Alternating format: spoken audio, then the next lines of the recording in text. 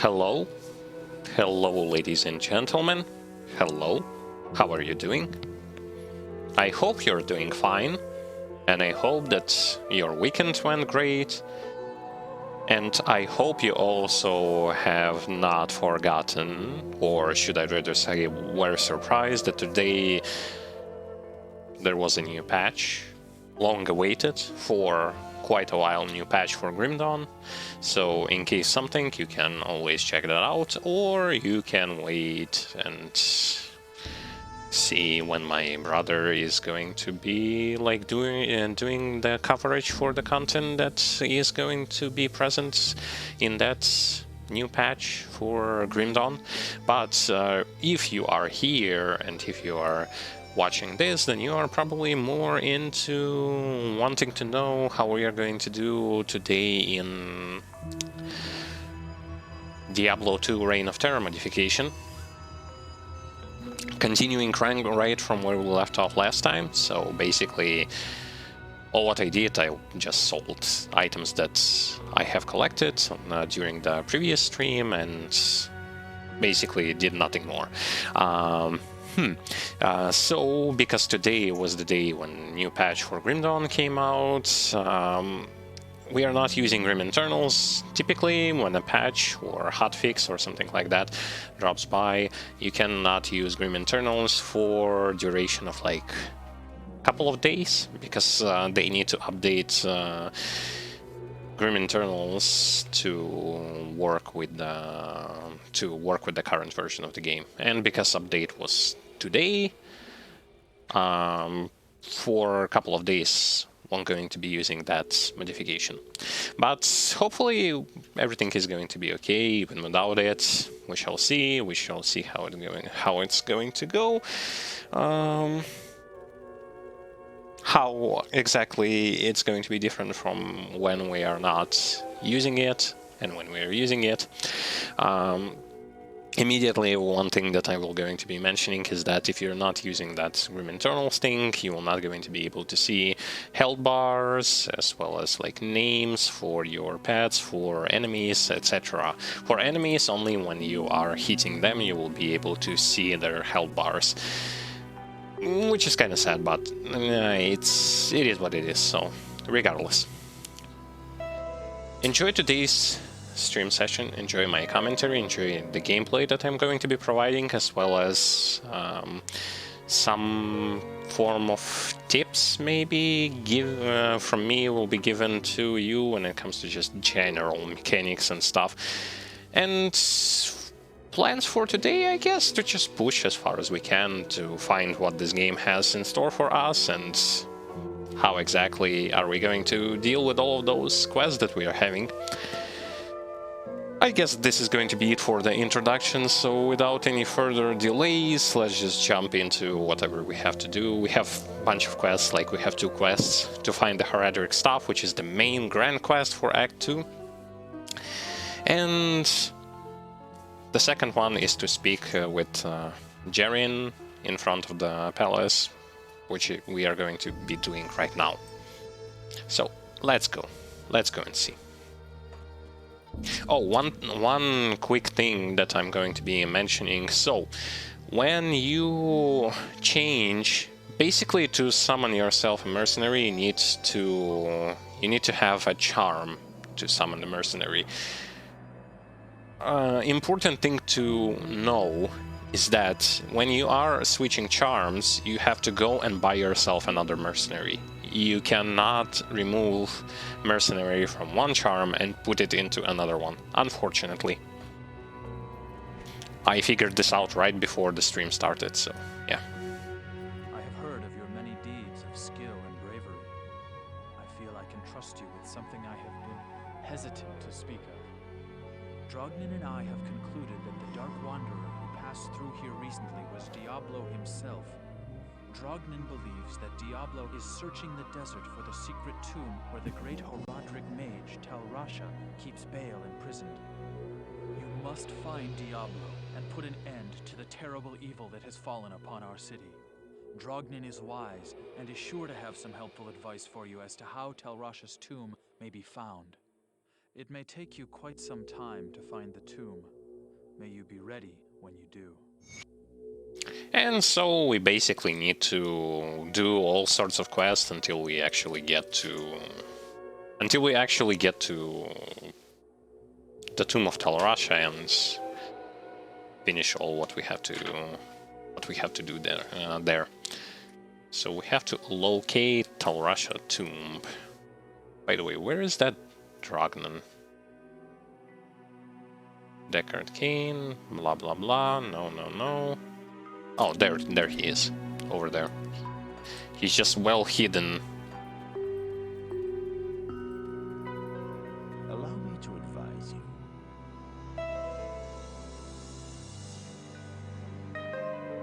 But do I need to actually speak with him?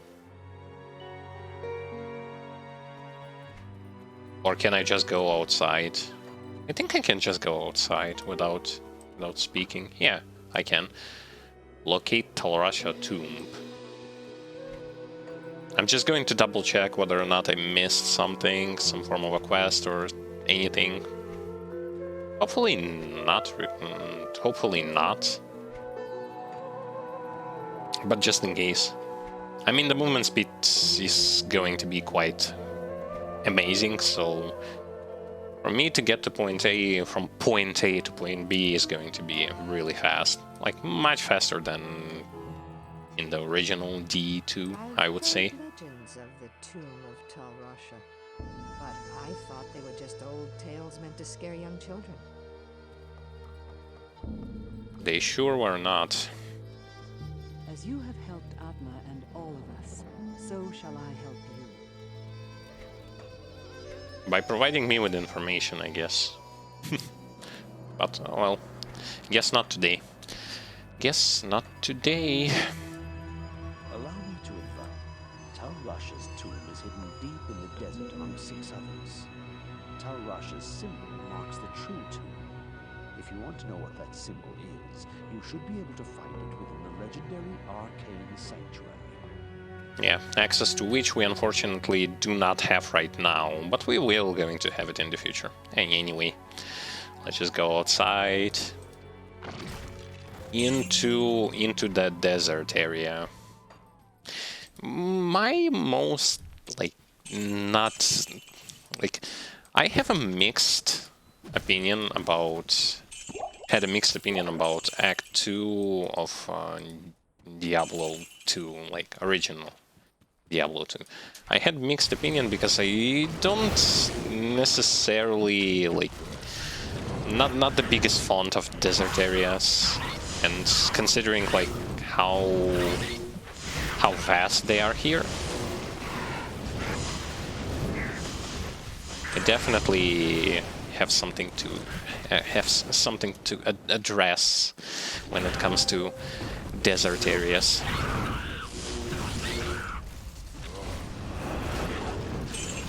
Oh boy, I even aggroed the lead. By the way, I played just a little bit off stream. I created myself a new character, sort of, just to see how things are going when it comes to removing veteran mode. Yeah, removing veteran mode helps when it comes to... Removing veteran mode helps a bit when it comes to lowering enemies' damage as well as lowering their HP pool. However, it doesn't help too much. Doesn't help too much, so to speak. And by the way, I think I want to, when it comes to... Master volume, I want to lower sound effects. I just want to check out what option here lowers the general volume of noises made by enemies, you know? Because, for example, those birds are making so much noise, my ears are starting to hurt because it's loud. I think I just lowered like everything at once. which I didn't want it to do. So let me put it back up here. Maybe this? World effects? Maybe this?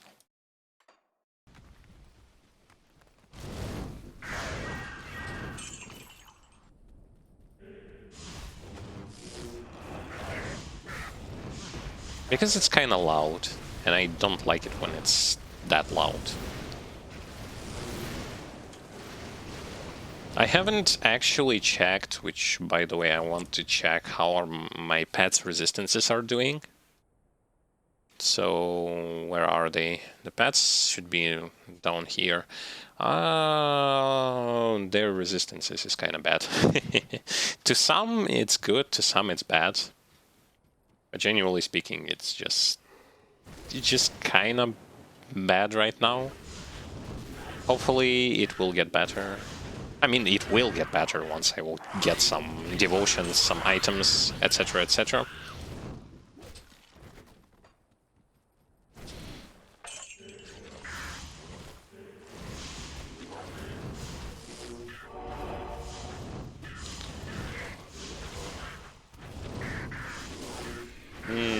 I'm starting to out-level my enemies a bit. Just a bit. It ain't much, but just a bit. Also, when playing this game, like, try to collect as many recipes. Because, like, crafting is going to be pretty much just as important here as it was in Grim Dawn. So yeah, just try to get as many recipes for like relics, items, because genuinely you will going to need it. Crafting system in Grim Dawn is really good, so when it comes to like it transitioning over to here, having it is kind of like knowing how it functions is kind of important. By the way, I don't know where I'm actually going. I'm just clearing everything. And doing the usual full walkthrough of locations. This may be the cause of why I'm over-leveling, but when it comes to, like, for example, when it comes to playing Grim Dawn, it isn't the cause of you over-leveling enemies. Like, it won't be the cause, because even if you will going to be skipping a lot of stuff, you will still going to be over-leveling by a couple of levels.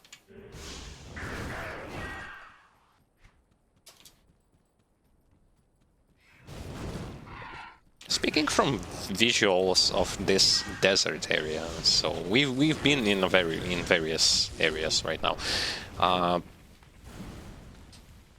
This area is kind of nice looking when it comes to what I see.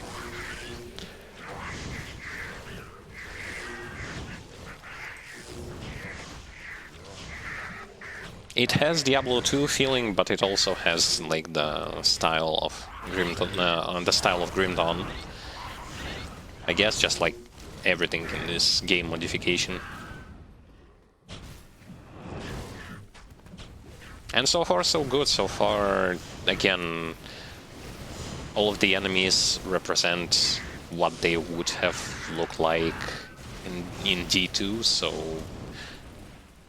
nothing was skipped when it comes to their visuals. Nothing was reused from Grim Dawn thus far, except for some of those like secret bosses, which I probably have an understanding of why it was done like that, because those secret bosses, they look like themselves from Grim Dawn, how they are looking in Grim Dawn. And I guess it's a homage, or some form of a secret. The developers just wanted to get in there because, like, why not? This is a modification from Grim Dawn anyway.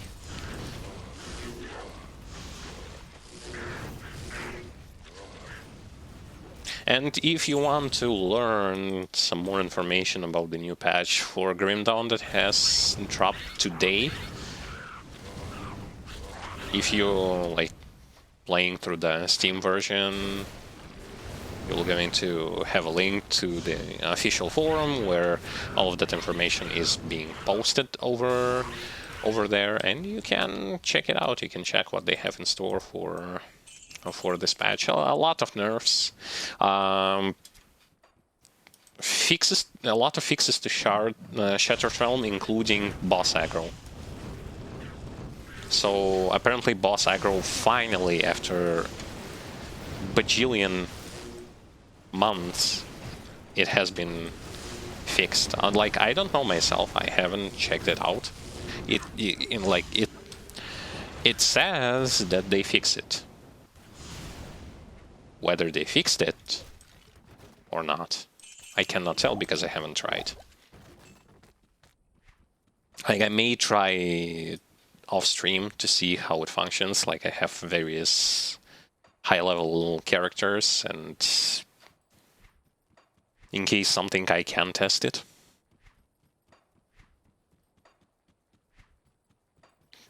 To confirm or to not confirm whether or not they have fixed it.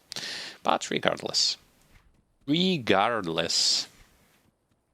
that's not what we are doing right now. Right now we're playing some D2. By the way, Shaman was nerfed. Added, plus, if I'm not mistaken, I can actually check. Not this.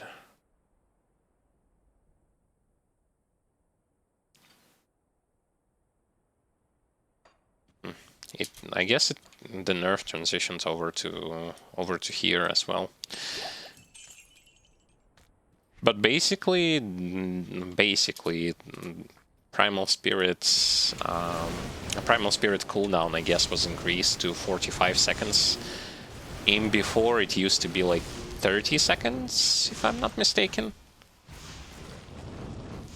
Generally speaking, one and the only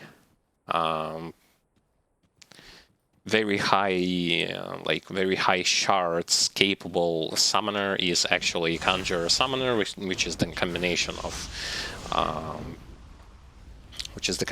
of Shaman and Occultist. Then you have two options of building it, either through Vitality physical damage, not Vitality, bleeding physical damage, or through the usage of, how was it called? Conversion to elemental damage. And as far as things goes, with good gear, you can go all the way to 120 something shards, which is really, really high, which I don't even know why. Unless you're doing self-challenge, why would you even bother going there? Because after like 70, you don't get additional rewards for doing it.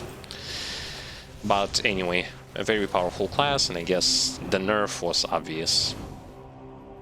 If anything, one thing Zentai is really good at is nerfing classes.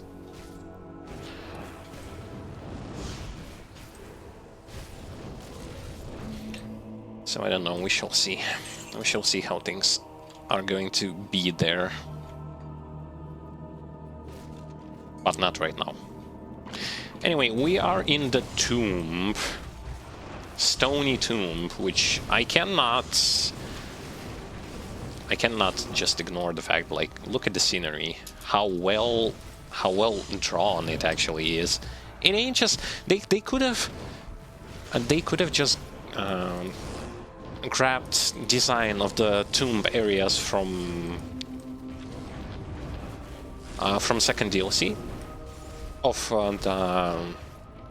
the Grim Dawn. They could have just done that instead of redrawing it, but they have actually went and decided to redraw, like, to bring that old style. which is really, really, really nice. And I like it.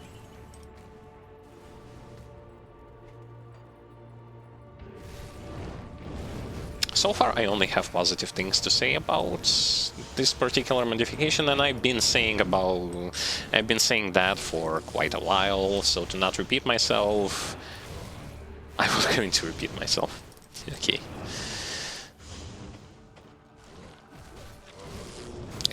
I like when something is done well and exceptionally well. I will going to say that it's a good job. Like you done well.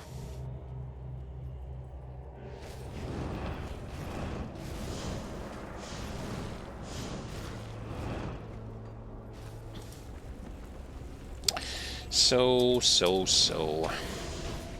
Yeah, I'm out-leveling them a bit. Out-leveling a bit. I want to put some more points into that curse, amplify damage curse, and the reason why I want to have the wider area on it, because right now it's kind of hard to land on targets that are not really close to each other. I mean, the same thing happens with not necromancers, but occultists, Curse of Frailty. The same thing.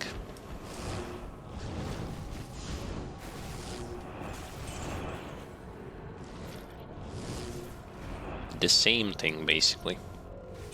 It starts kind of like the range is kind of small, but just you put a couple of points into it and it starts to become really, really like easy to land. One of the easiest debuff to land when it comes to classes in Grim Dawn. Like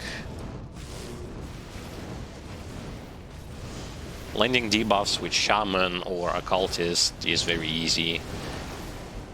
Just push a button and like a whole bunch of enemies are going to be debuffed.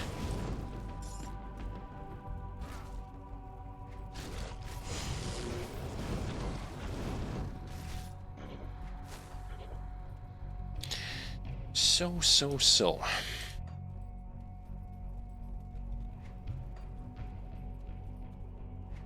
Now I've been reading some Reddit comments, in particularly that one kind of problem that one might find with this particular modification is that classes, or like should I say class combination, if you know what you're doing, you can easily create something overpowered, over the top, or at least it used to be like that. Well, I cannot agree or disagree, because this is my this character is my first when it comes to playing this modification. But even if it's like that, which I can see why and how you can make something like over the top. But then again, it isn't that bad. So yeah, there are overpowered classes in Grim Dawn, there are overpowered class combinations, so it ain't going to bother me that much.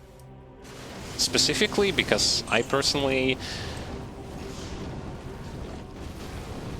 don't really care as much about it.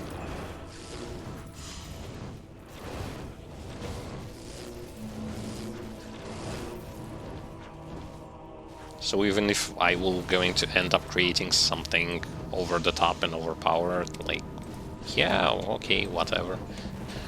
I'm still having fun. I'm having a lot of fun. I even devised in my head a possible build, or should I say class combination, in the future that I want to try out. And an idea struck me, basically trying to make a class combination of Shaman, which we're going to be utilizing Savagery, paired up together with Barbarian. And the reason for it, like with Savagery, you already go, if you're going Savagery, you kind of go either dual wield or you're going with two-handed weapon. Barbarian class, as far as I remember,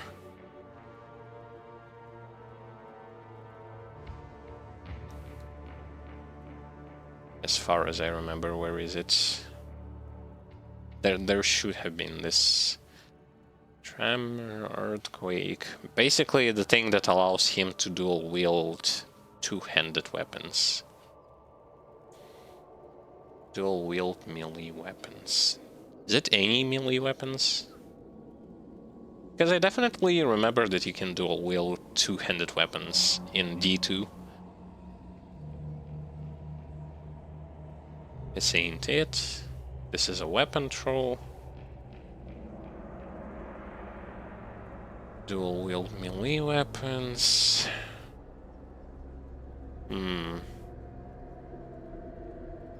This is weapon mastery. This isn't it. I don't. It's. I remember that you can do it. I remember that in D2 you can actually dual wield both two-handed and one-handed weapons. I wonder if here you can do the same. If so, like a possibility is to build Shaman plus Barbarian and go two-handed weapons and just go with Savagery or Frenzy. You just smack him. But I don't know if it's possible. Here, because I only see allows you to dual wield weapons, but it doesn't really specify whether or not it's two-handed or one-handed, two-handed.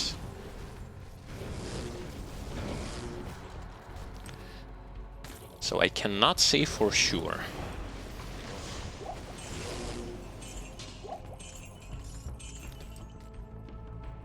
I'm getting all sorts of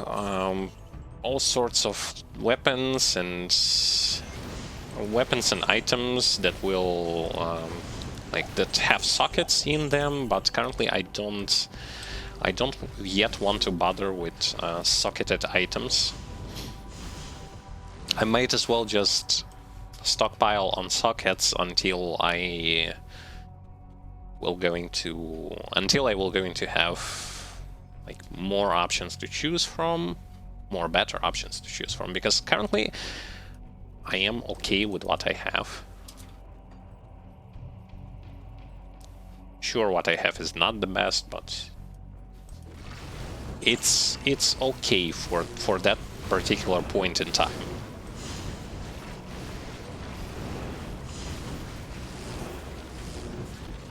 On the plus side of this sort of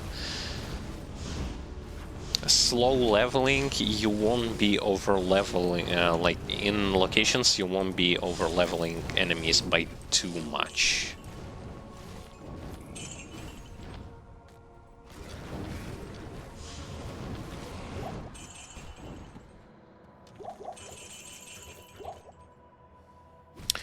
Okay, I'm almost level 24. Almost. And I like to see that my skeletons, like all of my minions, are actually doing something good.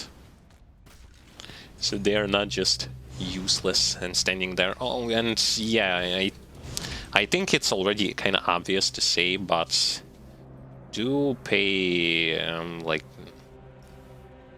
a good attention towards crafting items and materials. By the way, I really like the way how those caves are designed.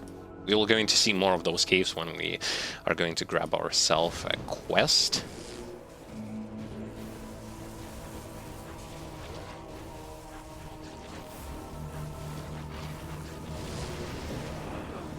Oh my.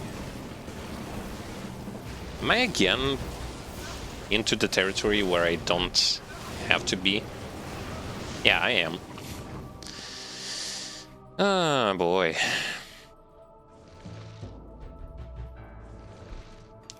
He's 3 levels above me, but because of the veteran mode, I of course cannot defeat him.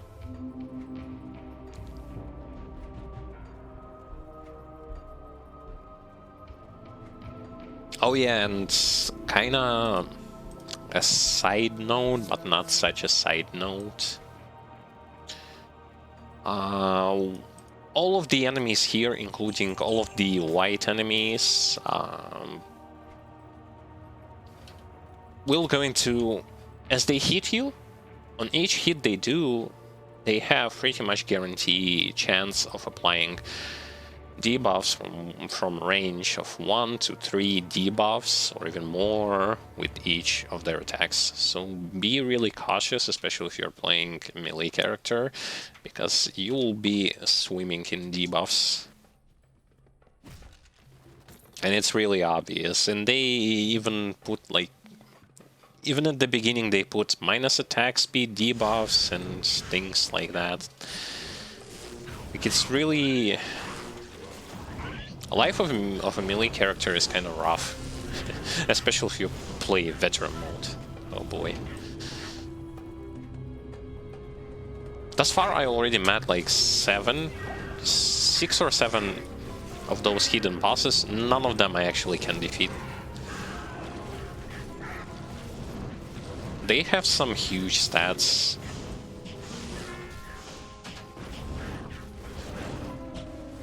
And they have like enemies to back them up, as well as high HP regeneration, which, due to having a low damage output on my skeleton army, I cannot beat them. Like, I will going to attack them, but they will going to regenerate all their missing health way faster than the speed of light. By the way, somehow I ended up fighting against an elite. It's all because I'm like, today we are not having Grim Internals available, so yeah. It's kinda really hard to see whether or not you will going to run into a pack of regular mobs or minions and champions. This is why I strongly recommend using Grim Internals modification, because it is indeed a gigantic quality of life changer.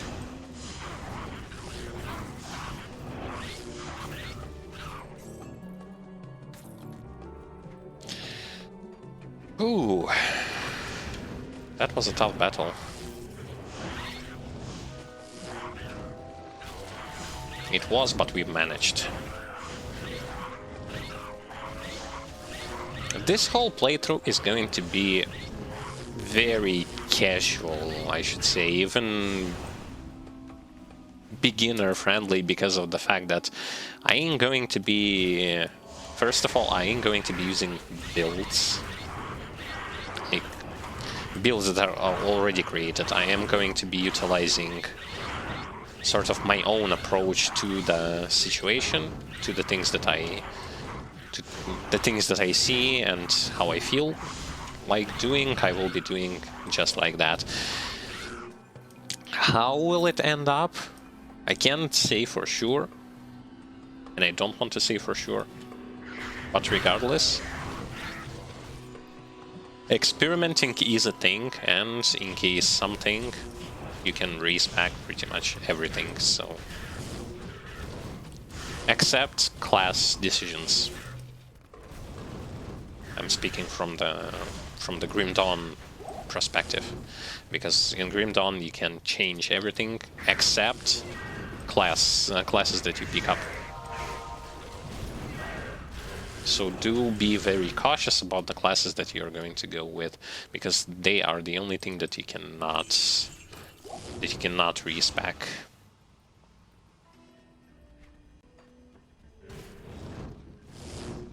By the way, I have to get somehow down there, because I've seen that I can collect some items over to that side.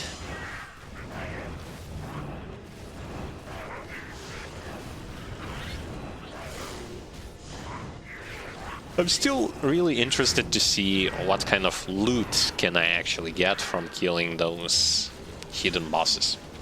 Like, I can go in their rooms and pick up whatever they had, like whatever chest they had in that room. Yes, I can do that. But there's bound to be something good dropping from bosses themselves. Or maybe not. Regardless, I still cannot kill them, so what gives? I can make assumptions, I can do whatever, but it will not going to change the fact that currently they are beyond my capabilities. Okay, so pushing onwards. And onwards we go.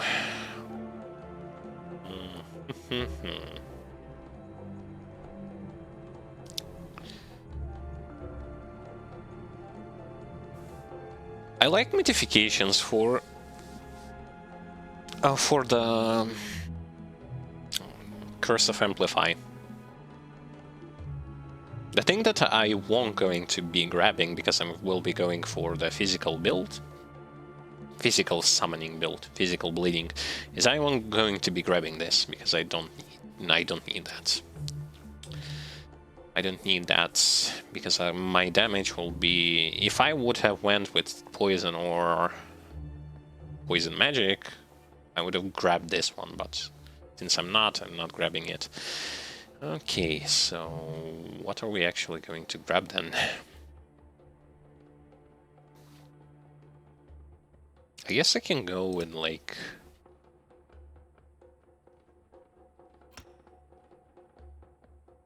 2 points into here, 1 point into Mastery Bar. Naturally, I want to push the Mastery Bar. For stats purposes. And I will be placing 1 point into Strength. The reason for it is I want to do this. I want to change my...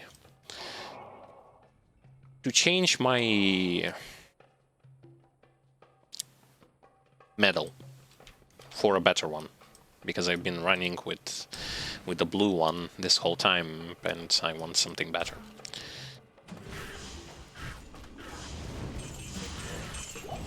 And for me to be able to equip it, I had to have a little bit more strength.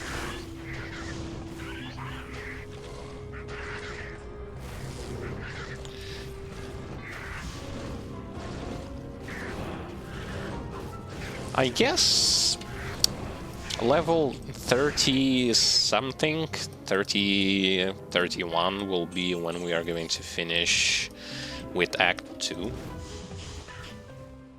I have a feeling like that. I've seen videos of people fighting against Duriel, which is the boss of the second act. So they, without veteran mode, they've got their on level 26, 28. I think my level will be different because I'm full clearing everything, and because of the fact that I am playing with the veteran mode enabled. So yeah, I definitely will going to end up higher level.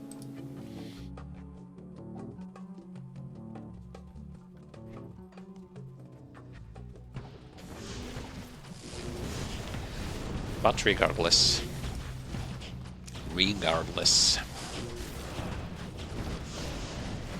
Ragdoll physique is also kind of interesting looking here. Enemies are just flying all over the place.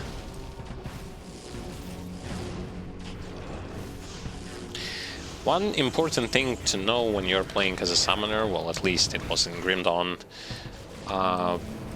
you have to know a couple of things when it comes to like items that you're going to get. First, you gotta figure out, and it doesn't only relate towards the summoner, it relates to like this particular tip relates towards different classes, but generally speaking, just figure out your damage type and with which you are going to be going with, because it is going to be important when it comes to gearing, to understand with what type of damage are you going to be attacking with and sticking with throughout your leveling or throughout the whole process. Knowing that, you can kind of narrow list of items that you are going to be looking for. For example, like my build is going to be using physical as well as bleeding. So when it comes to gear that gives bonuses to pets, something that gives physical, something that gives attack speed. Attack speed, by the way, is going to be a no-brainer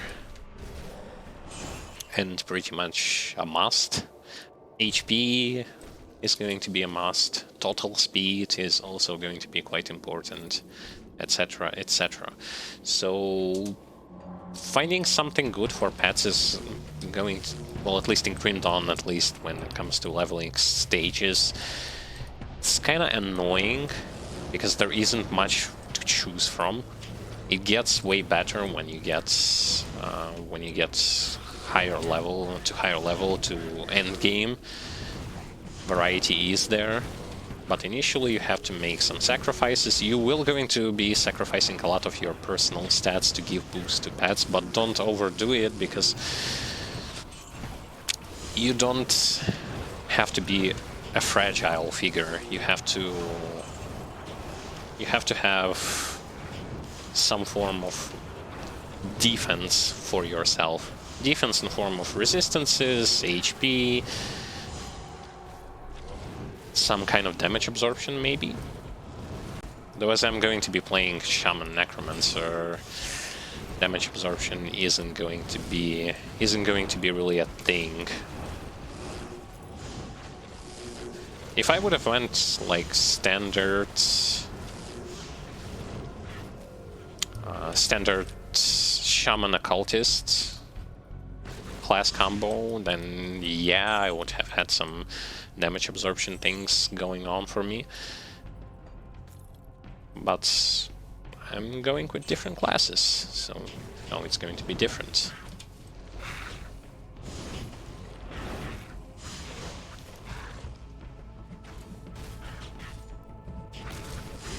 And naturally,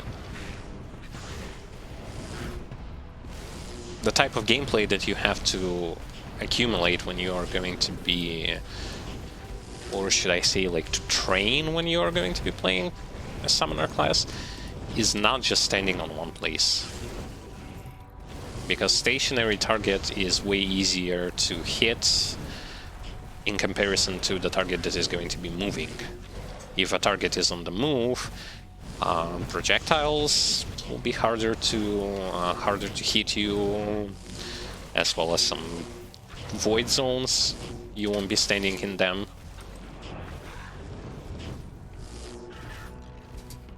So even though pretty much 90% of your work is going to be done by minions, it still doesn't mean that you're going to be just casually standing there and doing nothing. It isn't about this class. So yeah, long story short, so to speak.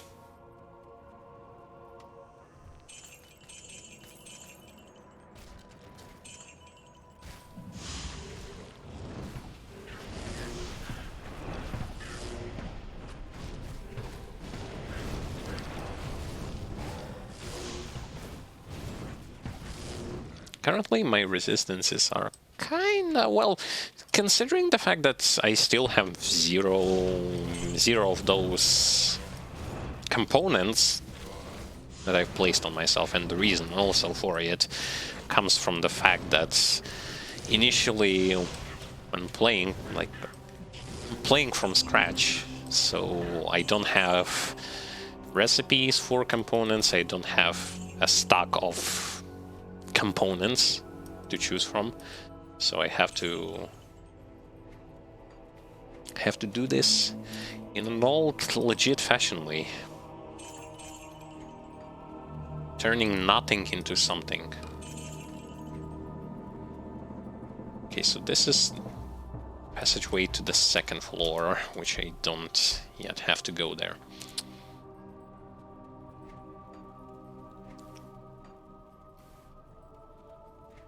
Part of me actually wants to suggest that if you're going to be playing a melee character, turn off that veteran mode. It actually kind of busts their health and stats a bit too far, especially when we are talking about elites. That's the problem. That's definitely a problem.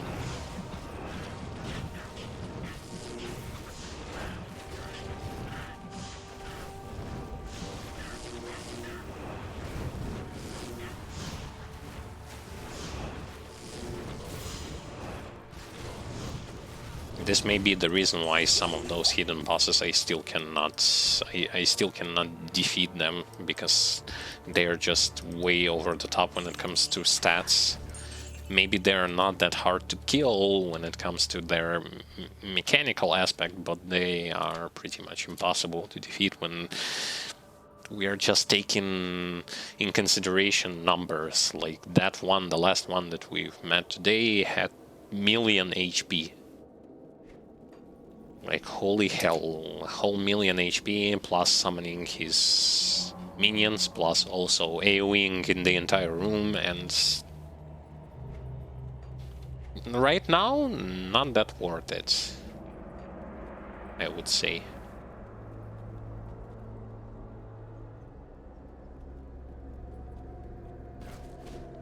Whatever kind of loot they have, it will stay with them until I forget about the fact that they even existed.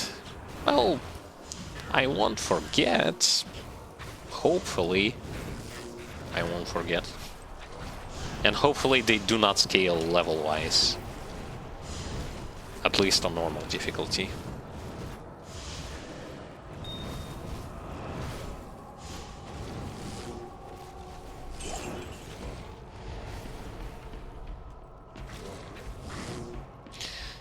So far, so good.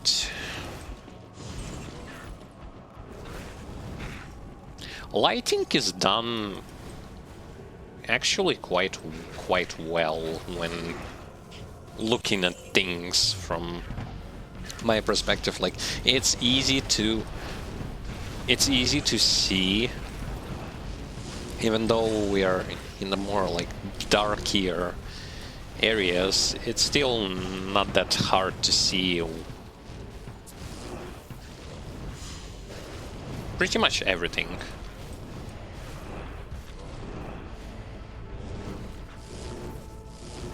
Still not hard to see, but damn sure it's hard to land Curse of Amplify.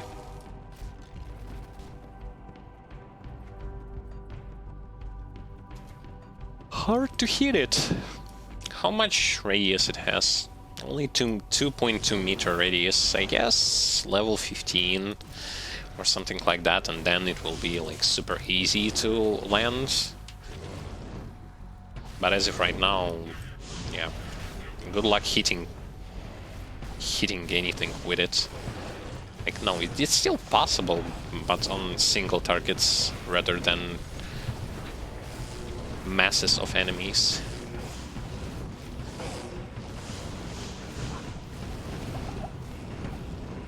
Okay, I'm just gonna reposition my skeletons.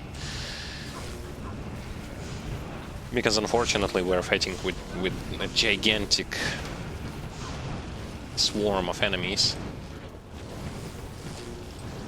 One really amazing thing is that if your mercenary dies, you can just resummon him.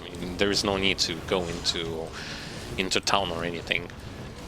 But on the minus side, you cannot, unfortunately, cannot equip them with items. You know, in D2 you actually were able to equip them with items. Give them a weapon, an armor. Unfortunately, it feels like here you can't really do that. But they scale with level of your character. Maybe this will going to help them? I don't know, maybe?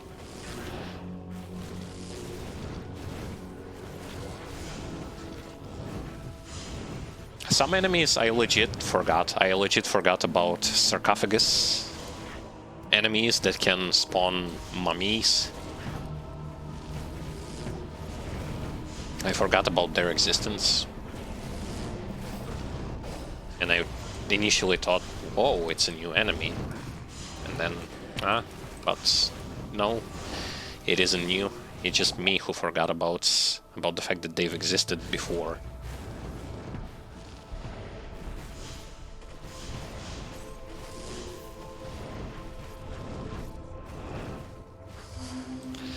I would have wanted to pump up my golem a bit, like give him some levels. But I have to be very conservative about my skill points. I guess it's safe to say that I'm not going to be going to shaman skill tree until I don't know, nightmare difficulty, middle of the nightmare difficulty or something like that, depending on how leveling will going to go. And how fast the leveling is going to go.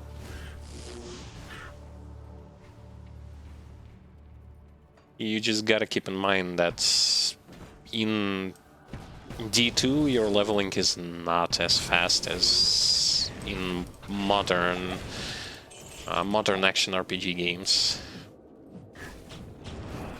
Yes, there is some speed leveling techniques about which I don't know and I don't really care about, because I'm not rushing, and usually this kind of stuff is used by those who participate in ladders and things like that. I never participated in ladders, so yeah, I'm more of a casual player.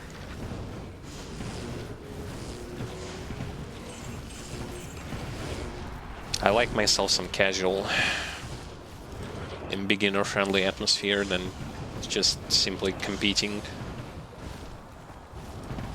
Like, I can compete in other game genres, such as MOBA games, but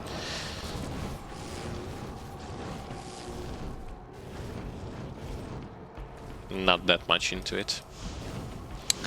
Those sarcophagus, man, it's enough that we have rediments who are wandering around and just resummoning those zombies and skeletons. But we also have sarcophagus that spawn even more zombies.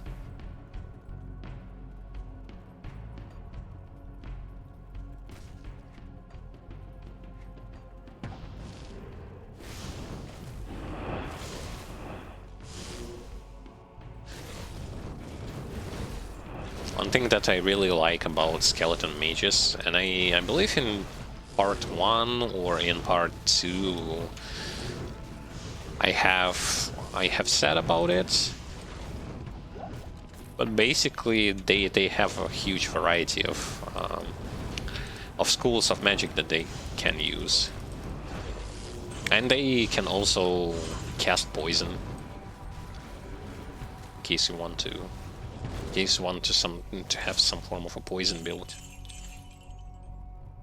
Oh, I see a portal. Oh, ain't that good? I missed a portal in Dry Hills. That's not good.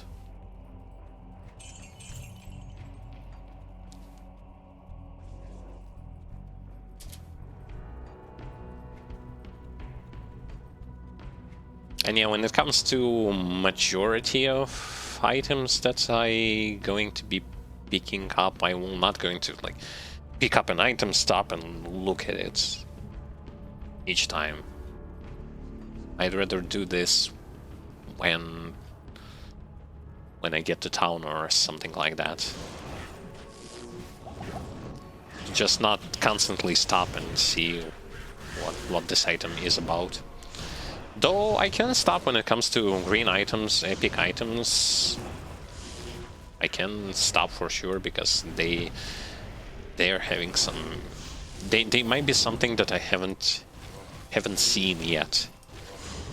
Haven't experienced those items in Grim Dawn. Oh, level 3. I guess this is the place where I needed to go.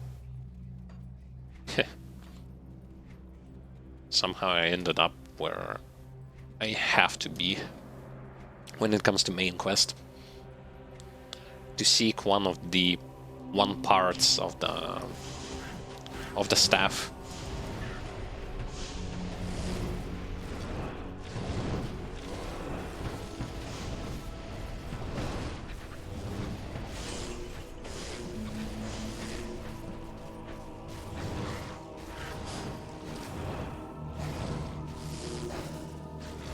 Difficulty-wise, I would say now it's time to make kind of a comparison to just like how are the initial steps in here. Like, I'm counting both veteran modes included, like both in Grim Dawn and in here.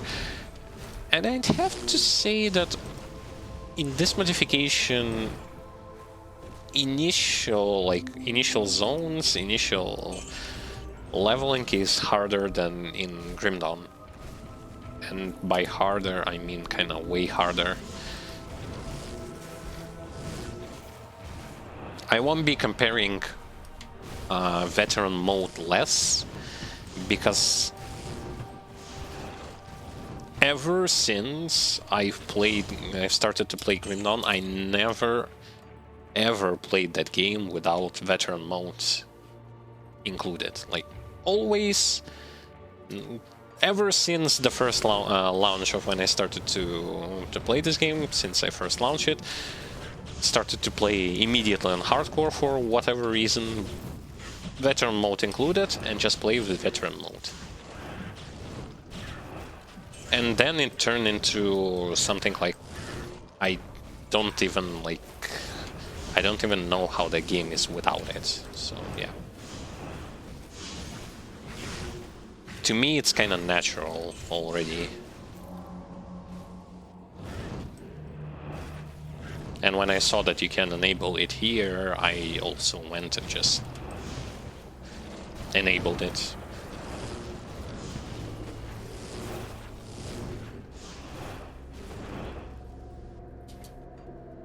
Though if I would have played here a melee character, I would have just excluded it immediately. Because goddamn, it can be kind of hard to deal with some elites, especially at the beginning. Not impossible, but kind of hard. And speaking of devotion tree, like, even though I'm following the build that I've used when leveling Conjure for Grim Dawn Conjurer Summoner, in this game modification you have something like 30 more devotion points to spare, because you have your limit is 81, and that's a lot of possible combos that you can do. Preferably, I will actually going to pick later on like something that gives more area of effect damage, area of effect procs.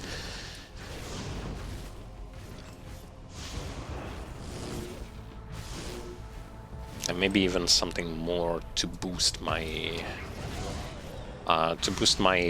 pets even higher when it comes to their damage potential. Oh, by the way, what? Wait.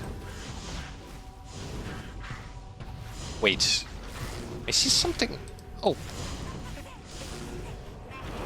I knew I saw something on the map. Come on. I have to body block you. Yeah. Come on. Watch him just run away. Come on, I have to... Body block. Come on. No. No. God damn you.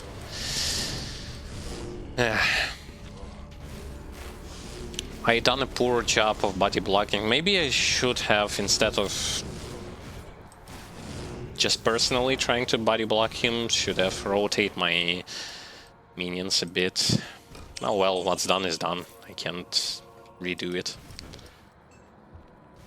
At least this treasure goblin, I could have killed him because I had enough damage to kill him. It just the way I played this battle was very poor.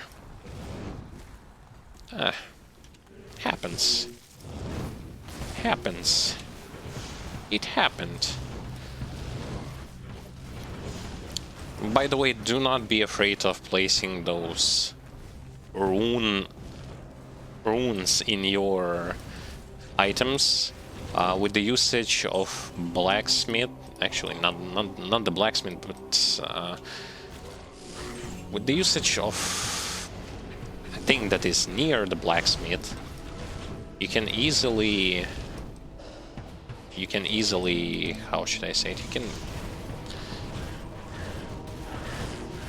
in case something, you can easily, like, just like you do with the components in Grim Dawn, you can remove it and, like, either keep the item or keep all of your components that you've placed into that item. So, yeah. This shouldn't be that much of a problem.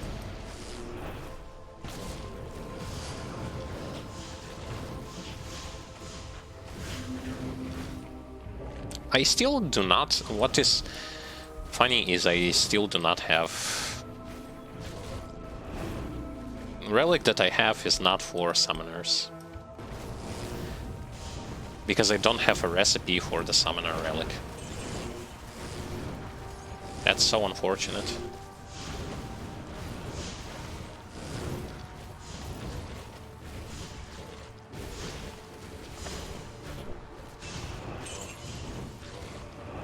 Can I stop getting so much armor with sockets? I don't plan to use it right now. I don't plan.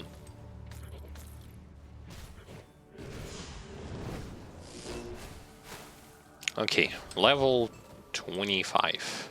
Level 25 then it is. 1 point into here just to get additional health regen % and to get additional total speed.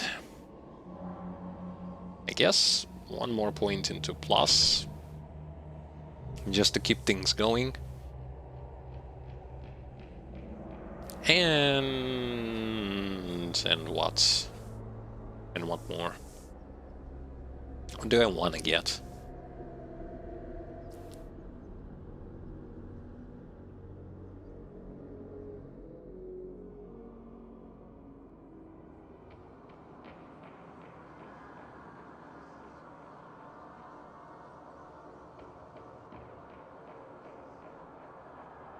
to increase something here? I mean, I can. Important things are, of course, this thing, this thing, this thing, this. That's so many important things.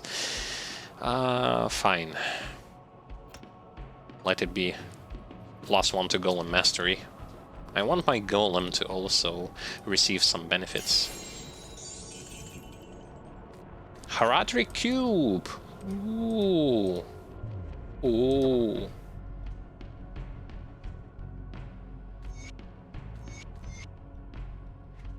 Haradric Cube.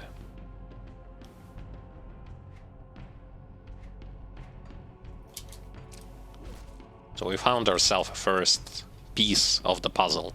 And we just have to find the rest of the stuff, combining which we are going to get ourselves the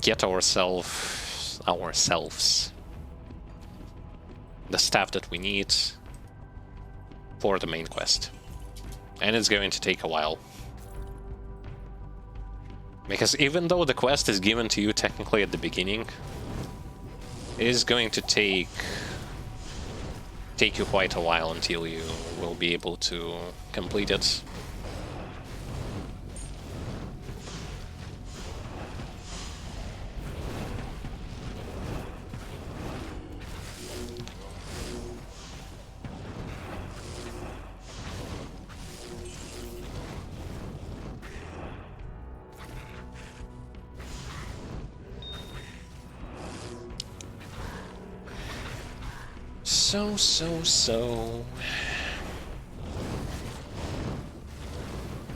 So.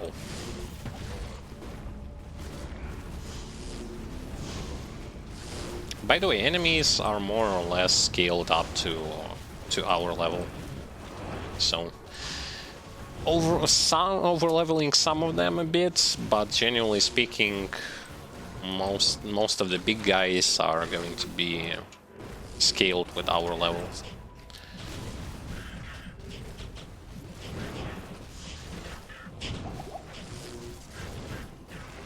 I'm running around way too fast. Might end up in quite an unfortunate, quite a pickle situation. Quite a pickle. Quite a pickle. That knockdown from Grim Dawn game bug is still knockdown. Game bug from the Grim Dawn is still here. So some enemies, when you're going to knock them down, they will going to stay down for a good like 20 seconds or so. So yeah, some of them will going to race fast, but some of them will still going to be lying there as if waiting for something.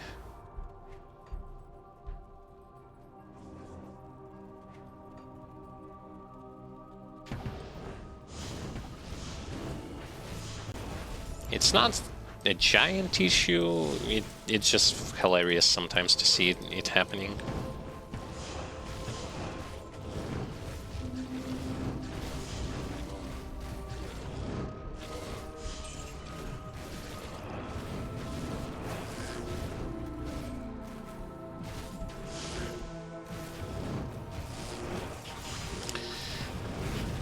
I'm almost done here. I'm almost done.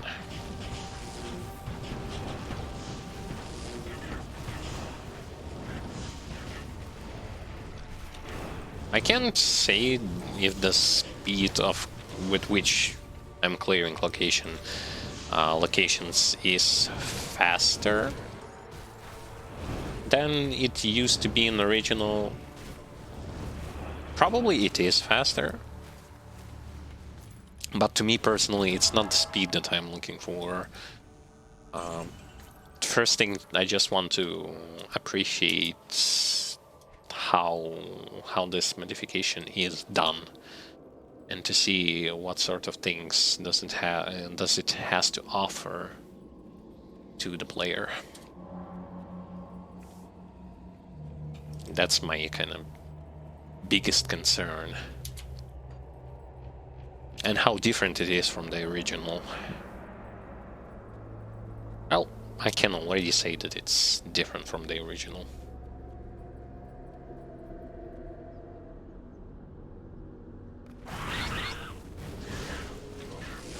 Okay, so where am I? I'm outside. And in this area I have to find another portal. I have to search, and I have to look for the answers. Stop giving me armors with sockets. It used to be they haven't given any of those things at all, and now they're just bombarding me with those particular items.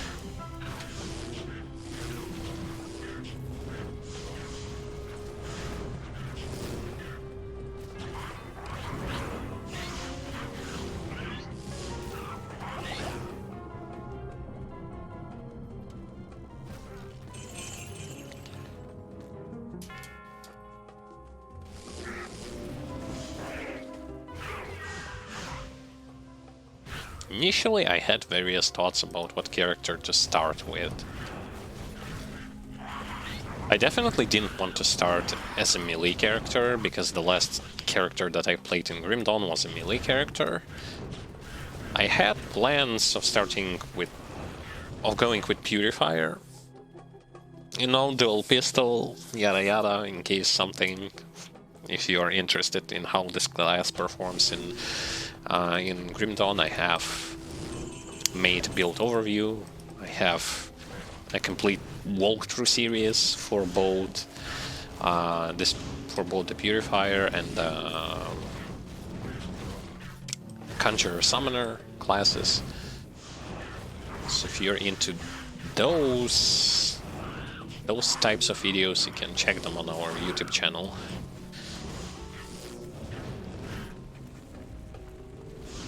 But for the purpose of OG feeling, I just went with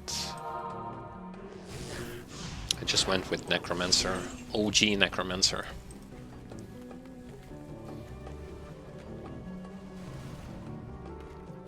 Because I actually like the class.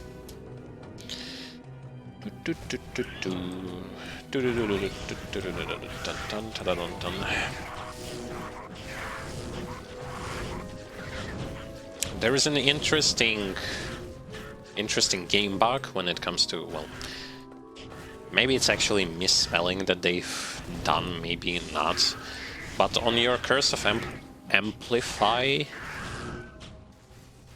damage, you have, like, debuff duration currently is 4 seconds, but it will actually confuse you when it's saying like 20% reduce target's physical resistances for 1 second. It isn't true. Debuff lasts for the duration of 4 seconds, that 20% reduction. So yeah. It was at first confusing for me to figure this out, but when I figured it out, it started to make sense. That it was just a confusion.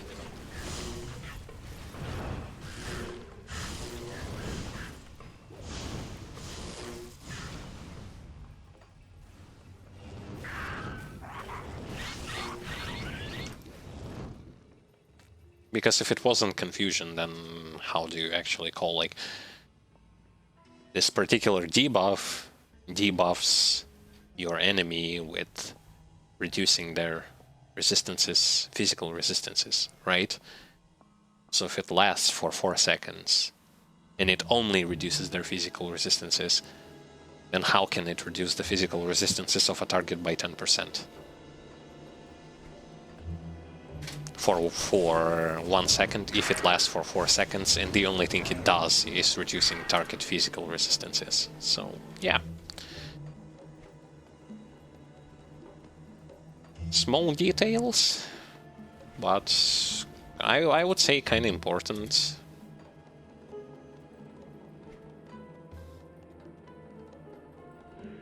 Again, I have no idea where I'm actually going. I'm just exploring. I've told that this second act is mostly about deserts, sewers, as well as like wandering in the more or less empty areas.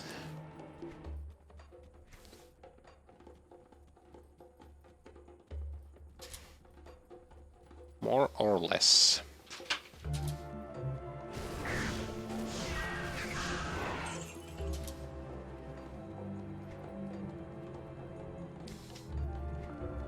And this is why I don't necessarily like the second act, and just not just in here, like desert areas in general.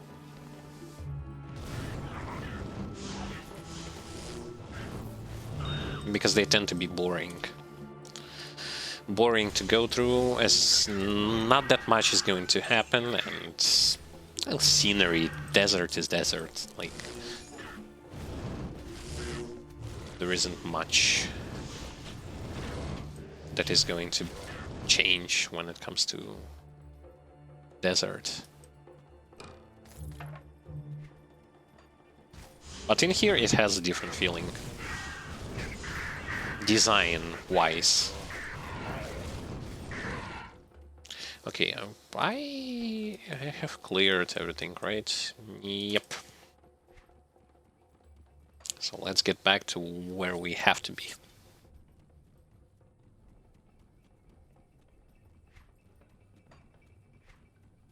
Okay, fine. So I have the cube in store.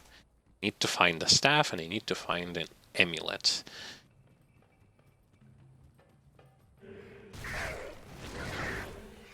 I really want to... One interesting thing that I want to see if it's present here. It will be interesting if it will be present. Basically, in D2, when there were enemies, such as like snake enemies, and when they charge into you, there is a game bug that will going to turn your character, like, make your character run backwards. I want to see whether or not it is actually going to be the same here. If it will, it's going to be hilarious. Hilarious to see. I'm going into another... You gotta be kidding me.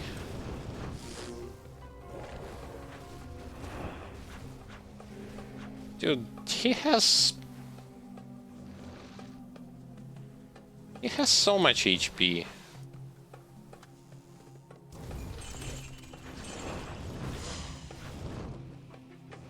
And he summons... What? What is this?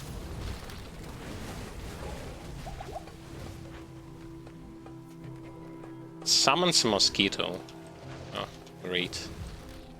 And it re-summons mosquitoes. Nah, you know what?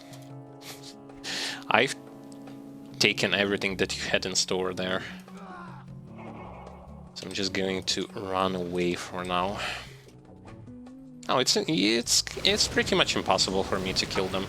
Like, even one level difference. But he has 1,200,000 HP. I don't want to even bother with this. Because I won't going to be able to kill him.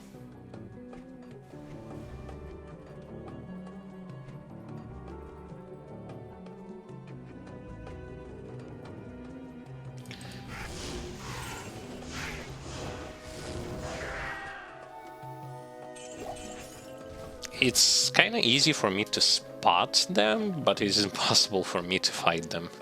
Which is unfortunate. Yeah, it's unfortunate.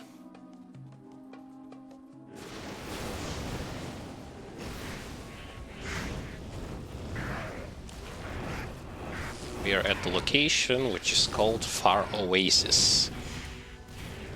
And this is why there are plenty of oases in here. Oases.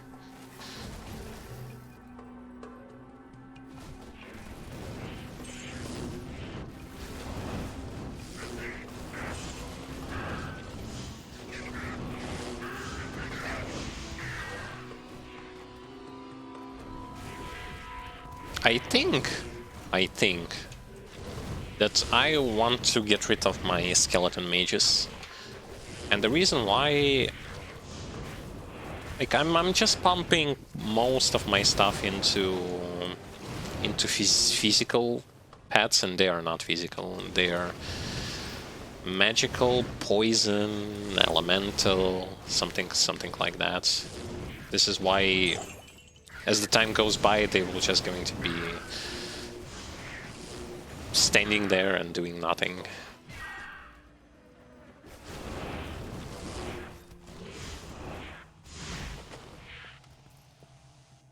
How many points? It's 3 points. Is it that valuable? Oh, maybe. Come to think of it, maybe. There are even fishing spots. Interesting.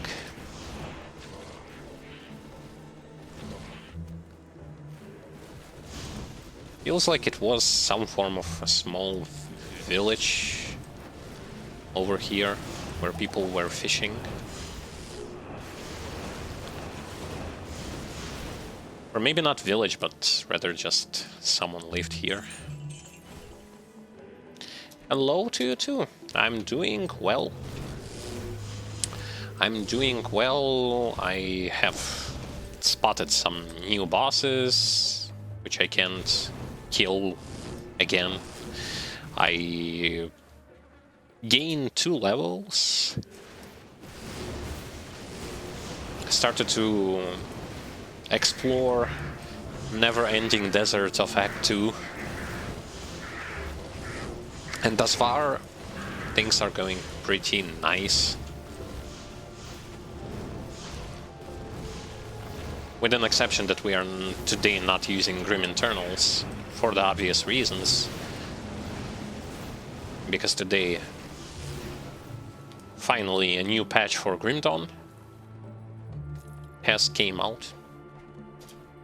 The one that had to do with shards, new stuff in shards, fixing aggro in shards, and stuff like that. No, I haven't yet killed that giant bug that you are talking about. I'm working my way to get there, but I haven't yet done it.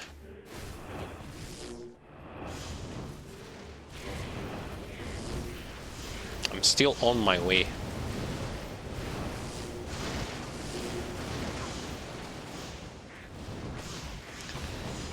Oh boy.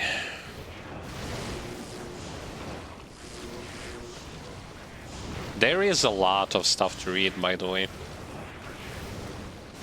It seems like he fixed aggro for bosses and shards, but I cannot yet confirm on it because I haven't tried it. It also feels like, not feels like, but he nerfed Shaman Summoner. He buffed Necromancer. He buffed Necromancer Summoner by increasing damage for skeletons and Blight Fiend, as if that was the issue with that particular class. What a dumb buff.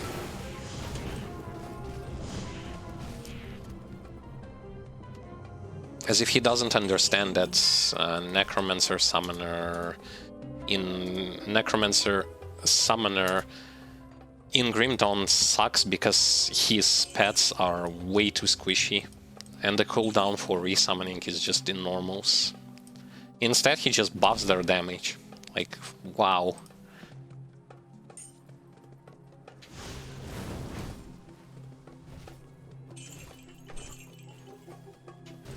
Well, he said that he also kinda fixed that camera rotating abuse, and now you cannot use it to your advantage anymore.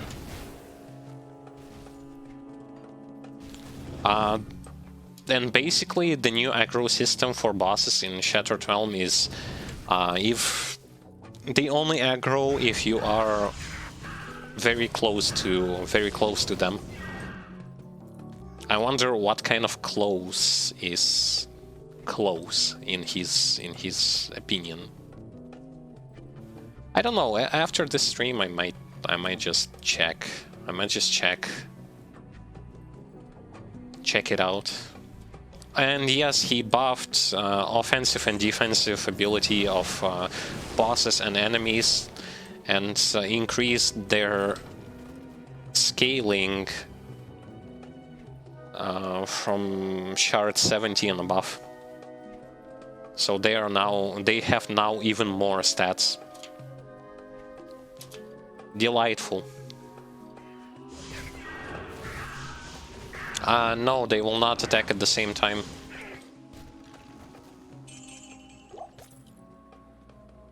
They have way less aggro range than they used to. This is the idea.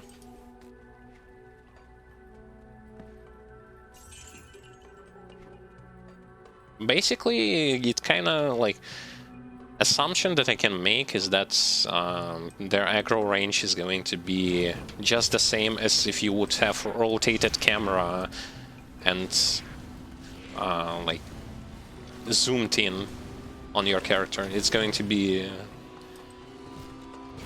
working in the same fashion, only you don't need to use that camera abuse thing. The hell do I know? Like, he's just stat sticking on top of like all of the enemies and bosses. For what reason? I have no idea. Like, maybe people were so like eager to have more. Like, they were asking him, "Oh, please, can you make enemies more stat stick than they are right now, so that they can one-shot us even more?" Yeah, sure thing, can do that.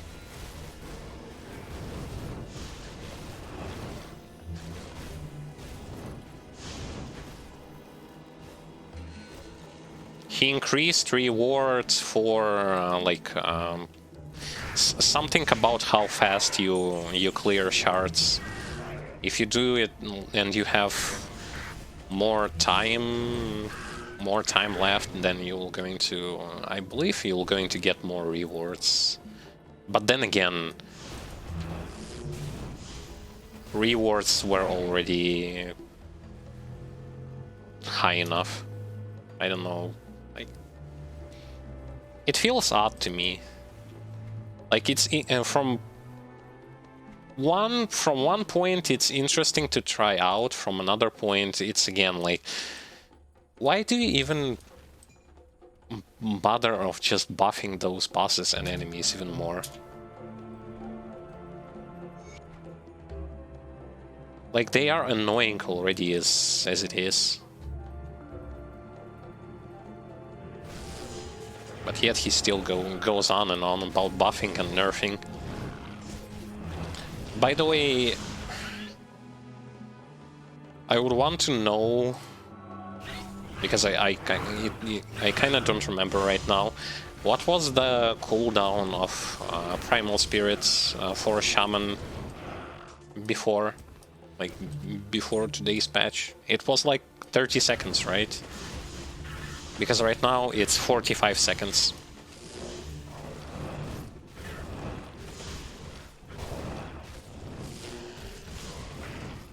He added new locations. I don't know about new bosses and enemies.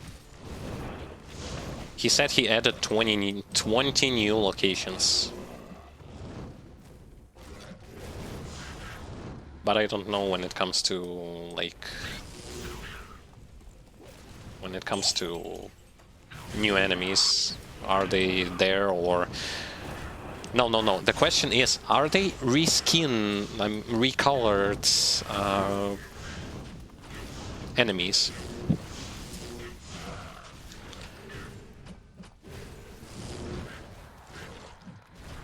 That's the thing that should first appear in your mind?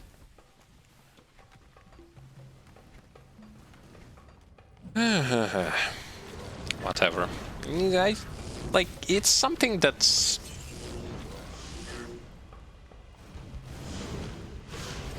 It's something that you kind of have to check yourself.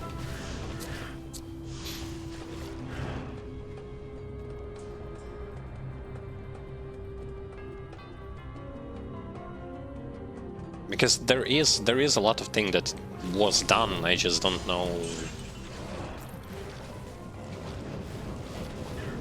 I just don't know how it all is when it comes to in-game, because I haven't tested it.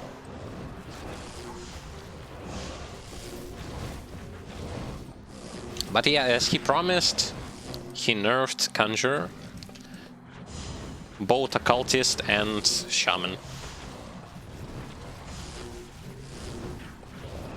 And buffed the Necromancer for more damage.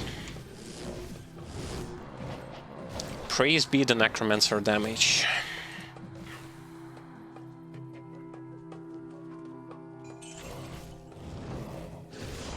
Even though he as a summoner needed tankiness, I guess. Where are we and where is Zentai and his line of thought?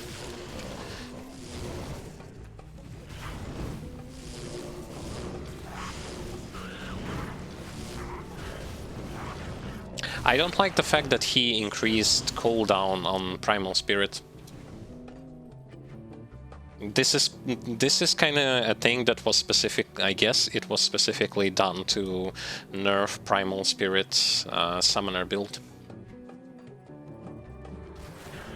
Because if that skill received plus 15-second cooldown, additional cooldown, that's some fat ass nerf.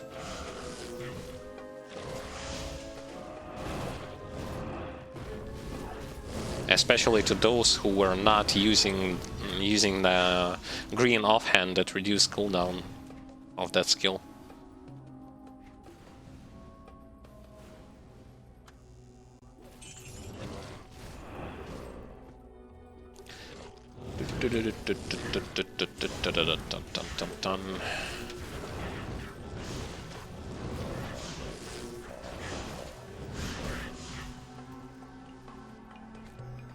I don't know. I have Conjurer Summoner fully geared, so in case something I can check how he feels now.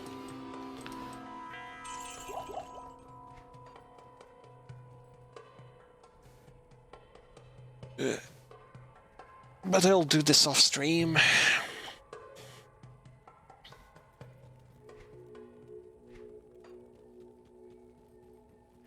Yeah, like I can do it. Only thing I will going to, how should I put it? I will going to react only to those like not related to like gear and stuff like that, because not really into that whole gear aspect, because there is a ton of stuff that is related to something on gear was buffed, something was nerfed, etc, etc, etc. Some new items were given, some items were removed. Well, not removed, but well, you get the point.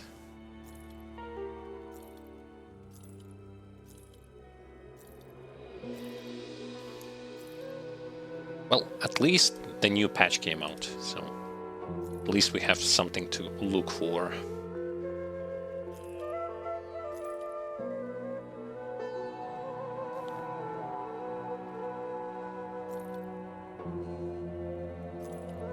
When it comes to skills here, I was leveling the Skeleton Mastery, I put 1 point into Golem Mastery, I've put some points more into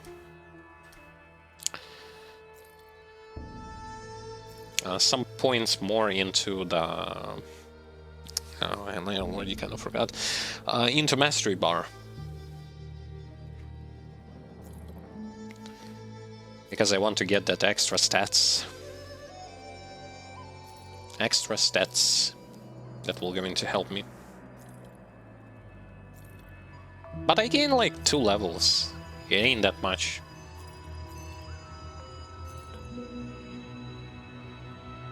It's definitely not that much.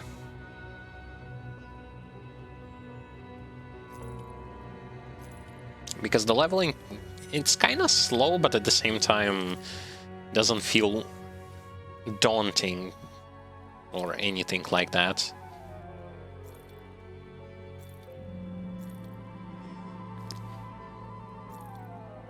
Okay, so have I sold everything? I don't know what to do with all of those. Let me keep 2, I guess. Have I started socketing items? Nope. Not yet.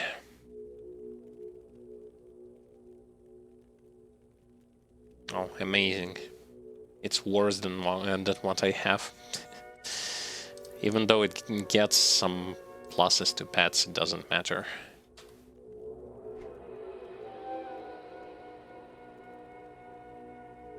I have one particularly interesting thing, like, about the socketed items that I kinda would like to address, or something like that. Like, those items, they have 2 sockets. Yes, they have, but are they really going to be stronger when it comes to comparing to items that we already kind of collect? Because they come bare bones, just armor. Not any stat is being attached to them.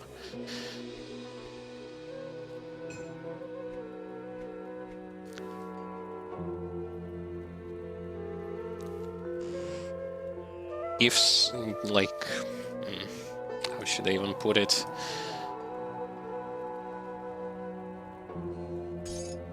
It's going to be kind of important to combine sockets together, so that's the bonuses will going to be more than they are right now when it comes to, like, putting some small sockets in there. So this is why I kind of right now don't plan to put any sockets in there. Maybe in the future, as I will going to get more sockets, I will going to combine them, and they will going to give more stats. You have quite a treasure there in that Horadric cube.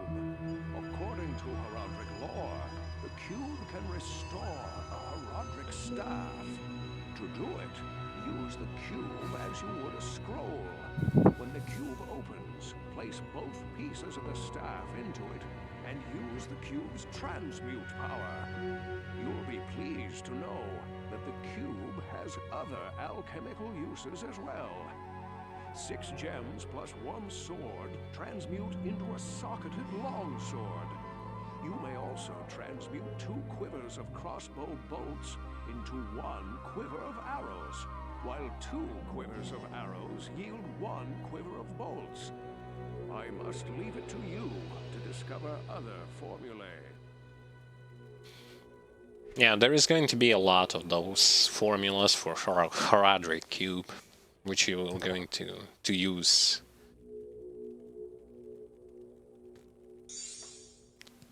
In the future.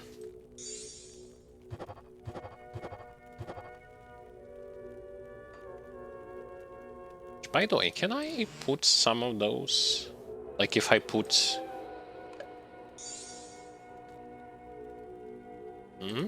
I can't?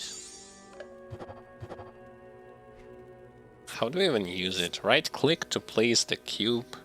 on the ground.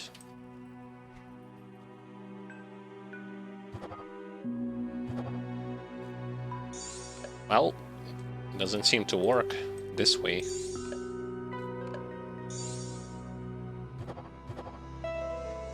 Doesn't seem to be working.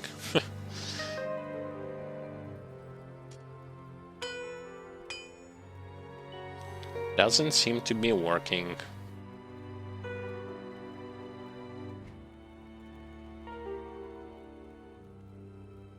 Runes, gems, components.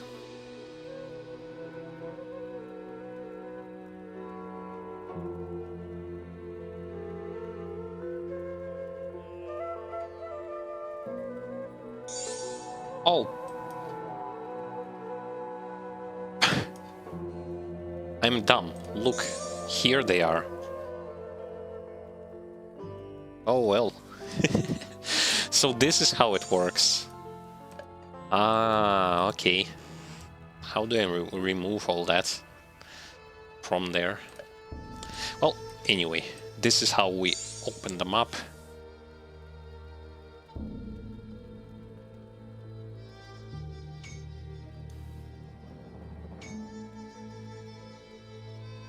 Wait, what am I even doing? So this is small, this is higher.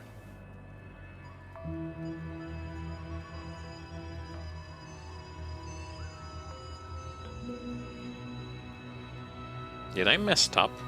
I think I messed up a bit.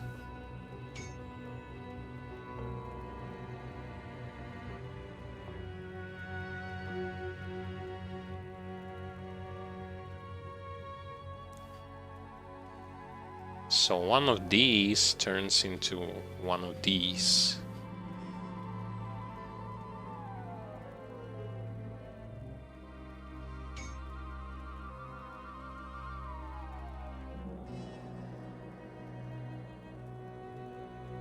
Flawed sapphire.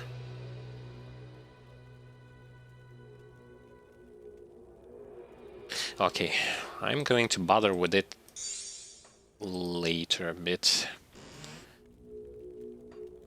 because I have to remember how this whole thing functions. I thrown so many of those things out there, those cubes. Ah, what the hell do you want? Oh, it's you. Loot Galen about Eclipse. I've been researching this lengthy eclipse, and I believe it to be the work of claw vipers. Find their temple beneath the desert sands, and you may find the source of this curse. Interesting thing about Eclipse, it doesn't affect the main, like the loot Galen itself, for whatever reason. Has no affection on loot Galen. Okay. Shall we go onwards? Yes, we shall.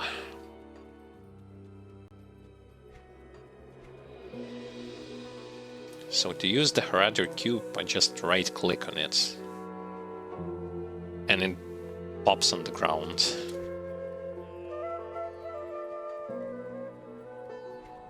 Well, good to know. I was thinking it was some form of a game bug, but thank God it wasn't.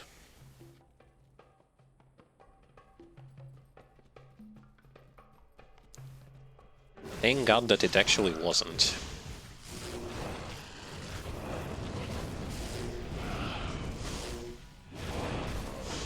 Oh, nice. One hit minus half HP. I definitely should not take hits. Because boy, they do a lot. What's the level difference? Well, something in my range. In my level range. I want to keep those... Let's put it like that. I want to keep those jewels I wanna stack them.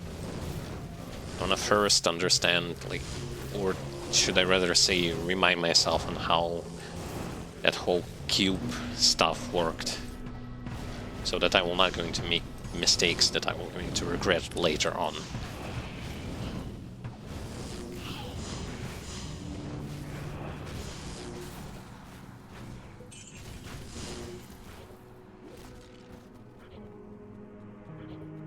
Because there is definitely a lot of variety going on what I can do.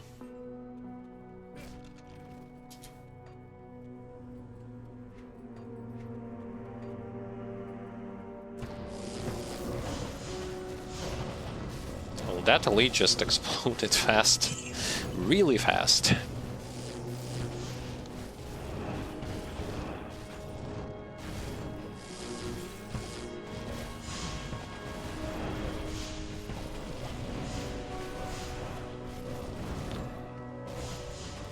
Recipes. Get all the recipes that I can.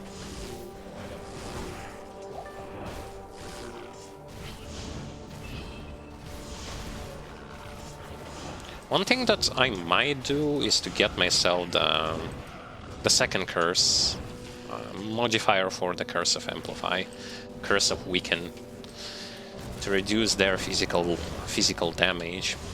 Well, it's going to be for... Wait, 1%? Oh, 1% reducing their damage on level 1. Ain't that much. Well, screw that idea. That idea goes to waste. Those 6 debuffs. Really?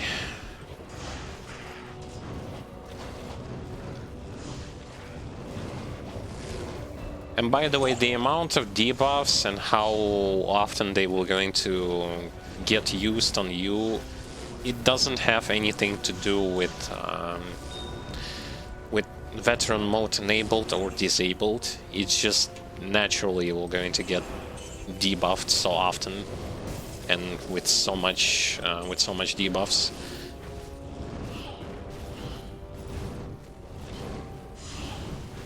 Also, an important thing to note is that when it comes to skeletons, they are invulnerable to any sort of bleeding damage. I tried to use savagery on them, like with my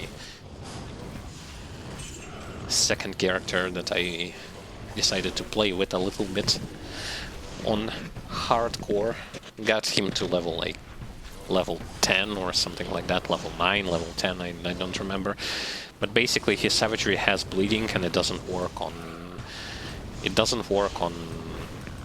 skeletons.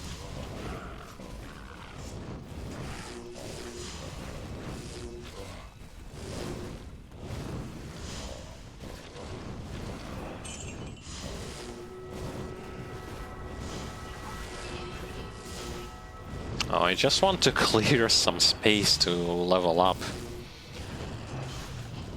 And they can't stop coming.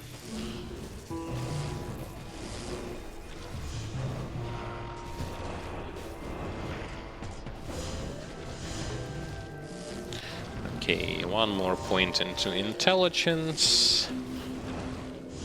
Hopefully me putting points into intelligence will not going to result in something bad. It might. I may probably needed to put points more into strength than into intelligence.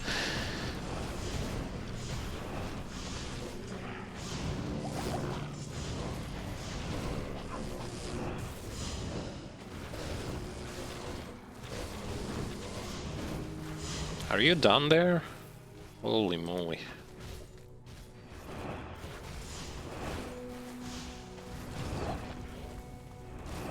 Oh great, spider nests. Spiders! Haven't seen that in a while. Okay. What will level up? Again, 1 point into into this thing, and I guess...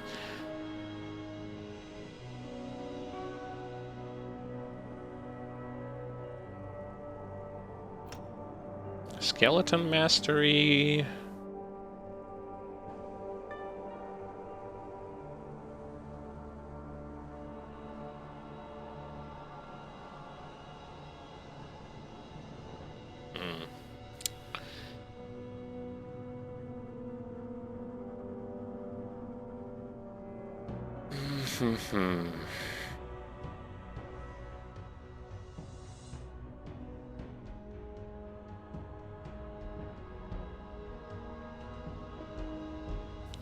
Okay, fine. I'll put one more point into here. Or should I rather say 1 point, just 1 point into there, not one more point?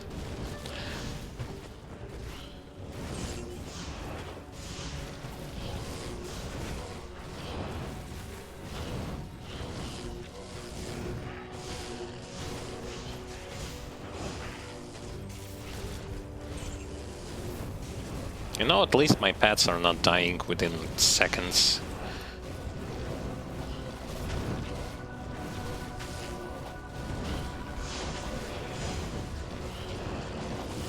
Which is good.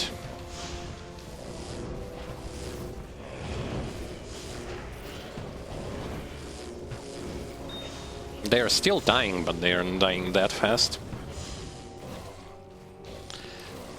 So when it comes to those particular, what should I say,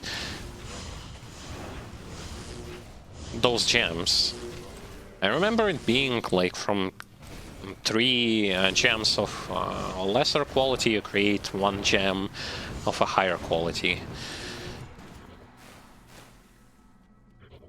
But I stopped myself because I thought that I made some form of a mistake when I was combining them.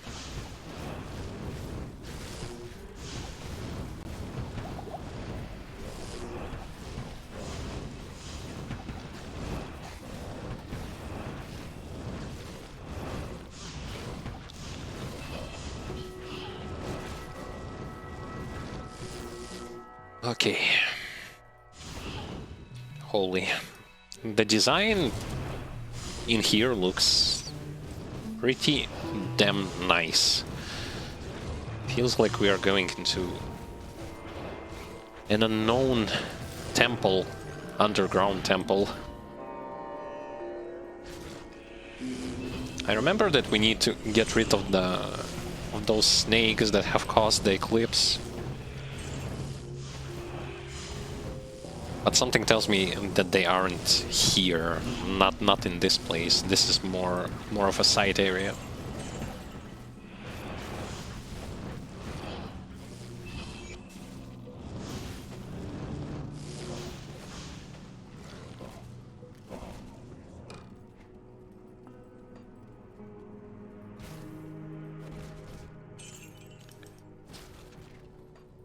All right. All right.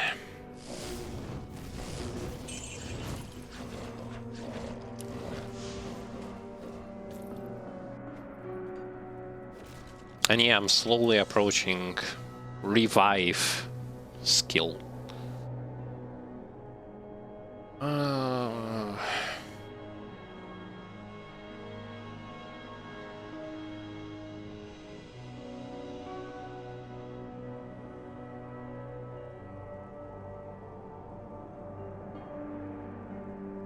Wait.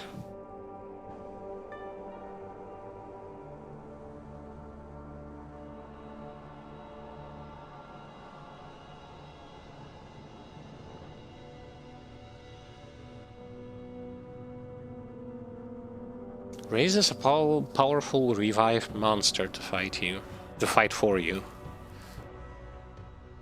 Revived monster has a 50% chance to revive enemies it kills. So this skill is different from... The skill is different from the original. In original you just revived killed creatures, and here you revive some... You summon some form of enemy who then going to kill other enemies and then going to has a chance to revive them. Interesting.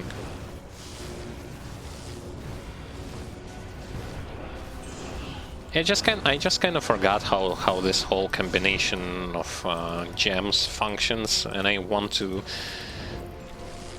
give myself time to understand so that I will not going to make some form of mistake and then regret upon making it.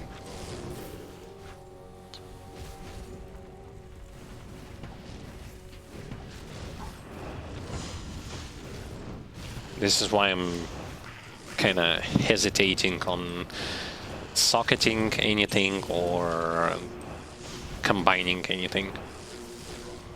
I will do that, but not right now.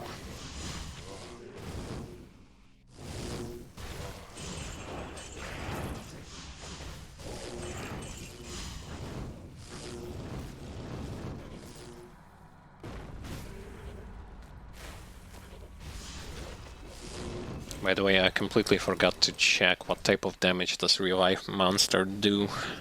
Physical. Physical vitality. Okay, he's going... and bleeding. He's going to be... must for build that I'm going to go with.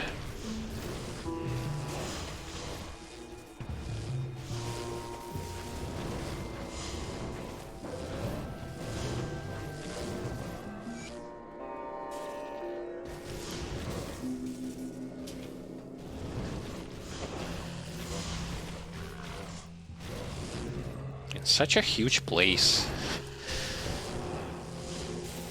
In Diablo 2, generally speaking, you're going to have some of the size-wise, some of the huge locations, especially Act 5. Act 5 generally is going to be very big, very huge.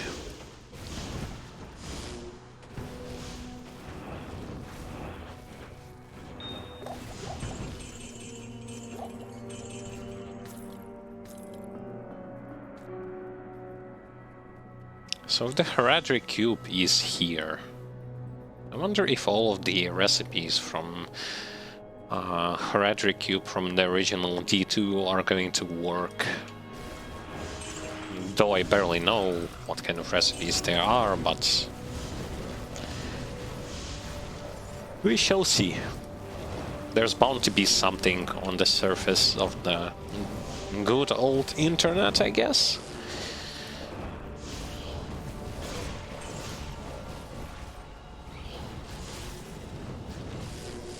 Because that's not going to be something I'm going to be trying to figure out on my own, as combinations are so vast. Possible combinations.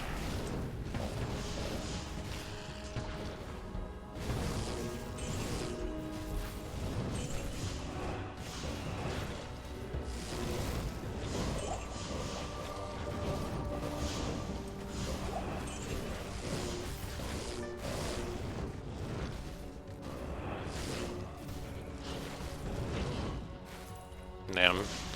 How long is this place? I will gonna get like 2 levels out of here.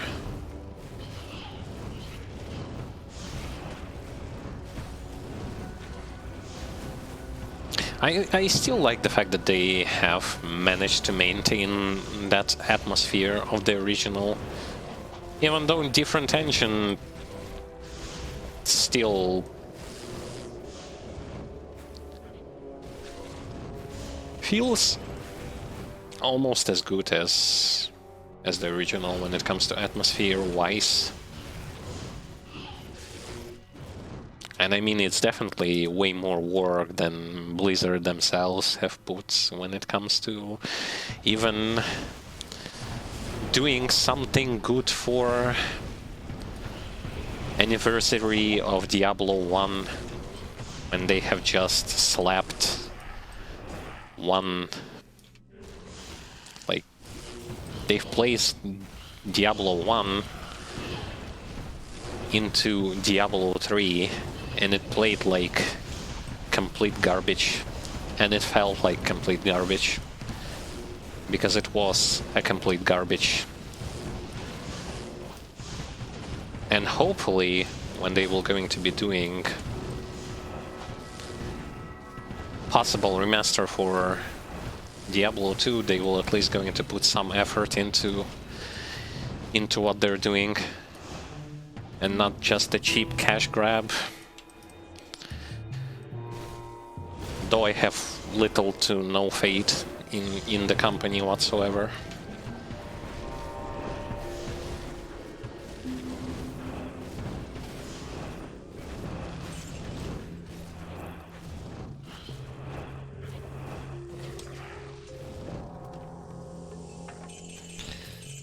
A little bit of a rant here and there, but that's just how I genuinely feel about Blizzard. That is Activision Blizzard right now.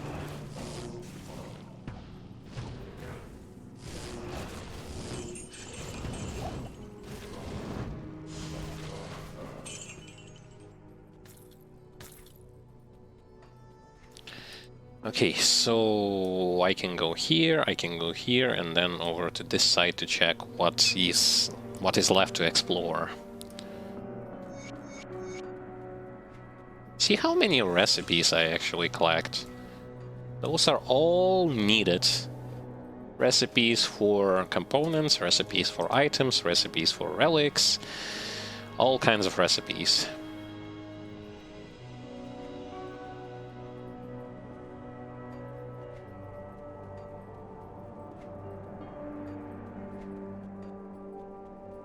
Because it's kind of rough when you have, like, you want to craft something, but you don't have neither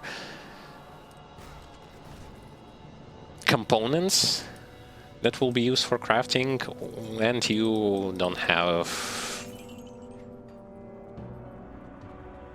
things such as recipes for crafting purposes.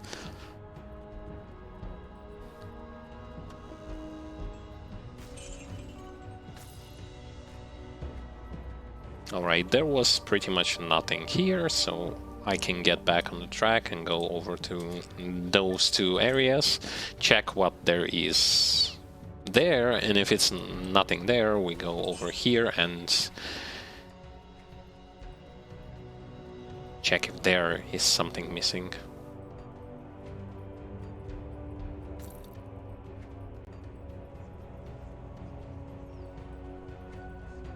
High movement speed allows me to genuinely fast transition between places on the map, and the absence of stamina meter also helps a ton, because I don't have to stop and recover stamina or drink those stamina potions, you know, those white bottles. Back in the day, when playing Diablo 2, we had to use those. Well, at least up until Act 3, where the stamina meter was not an issue anymore, and you can run as much as you want, and you can do all kinds of stuff that you want without worrying about stamina.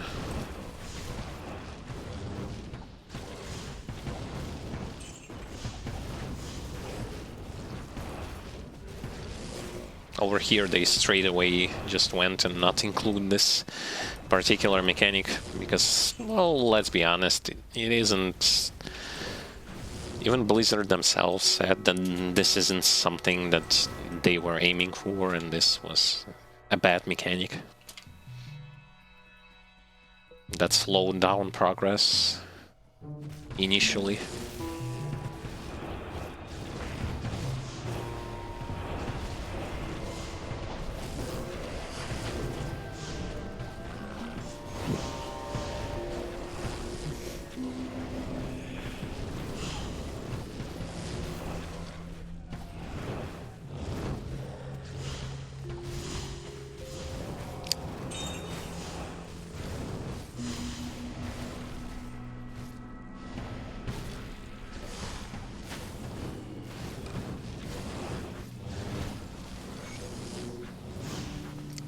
recipes.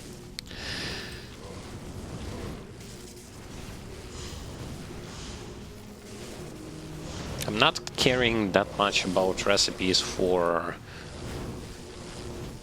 the gear. I'm more caring about recipes for relics. Relics play a very good, or should I rather say a very important role in Grim Dawn, and here it is the same thing. Basically, you kind of have to have them.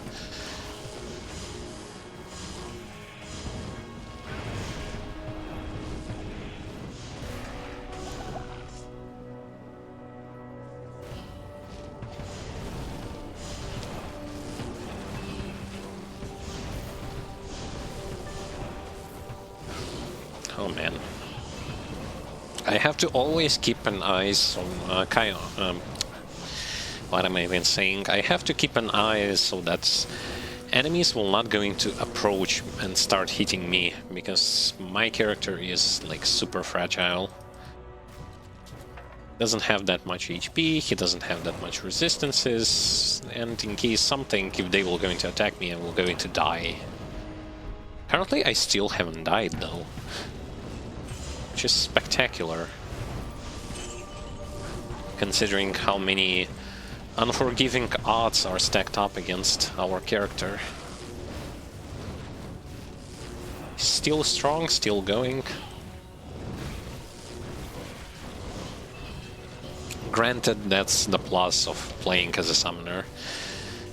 You get to bypass many challenges by just hiding behind your pets.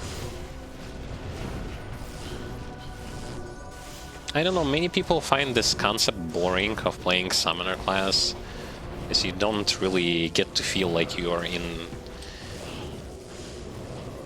the middle of battle, because you barely do anything. You just run around and debuff your enemies while your pets are hammering them down. But to be completely honest, that's just partially true, and mostly has to deal with just personal preferences. Personal preferences of a particular player.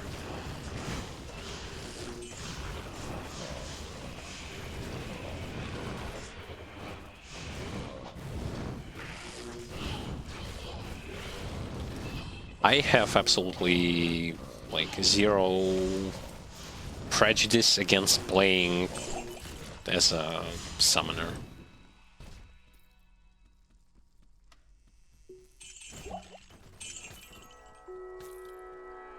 To me, if the class feels good, it doesn't matter. His playstyle doesn't matter. If the character is reliable.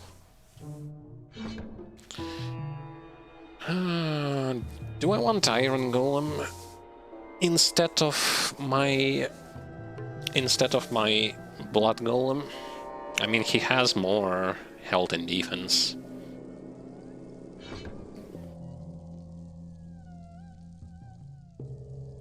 Oh.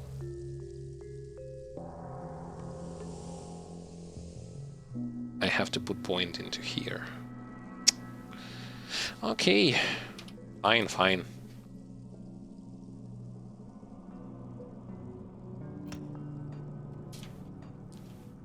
I kind of forgot that to unlock those things you have to also put 1 point into the upper one.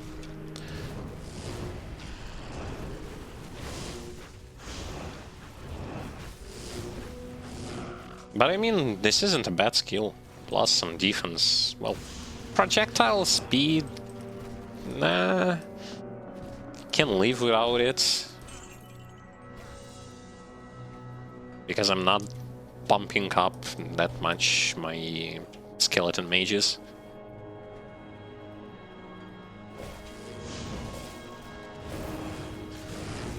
Who are genuinely right now the only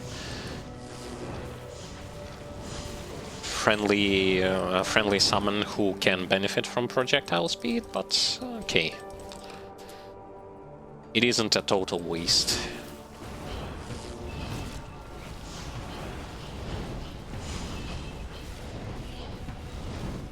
Actually, maybe those falling rocks, they can technically be considered as projectiles. So maybe if they will going to be falling faster, it's going to help to increase that damage output.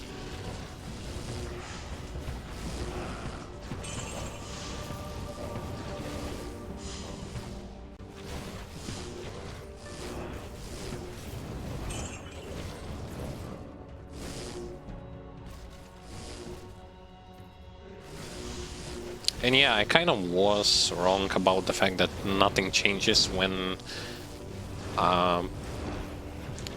you choose like which golem will you going to go with. Actually, the ability changes. Abilities that the golems have, they change.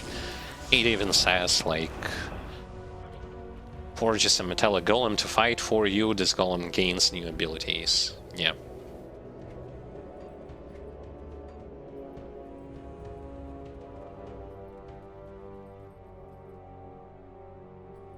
Wait, this leads to the upper area. I don't want to go there yet because I'm not done. I'm not done exploring here.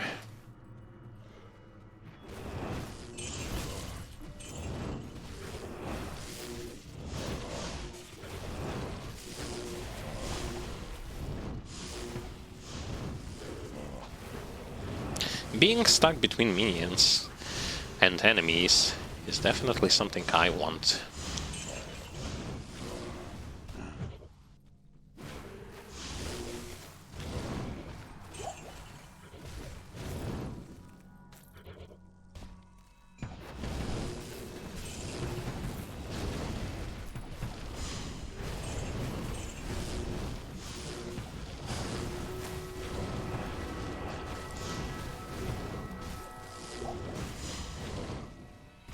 Phew.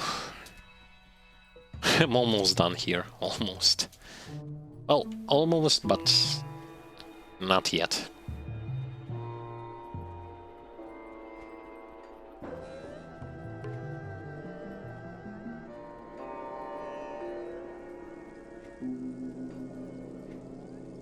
Hello to you too. Everything is good so far. Well, more than good. Everything is great.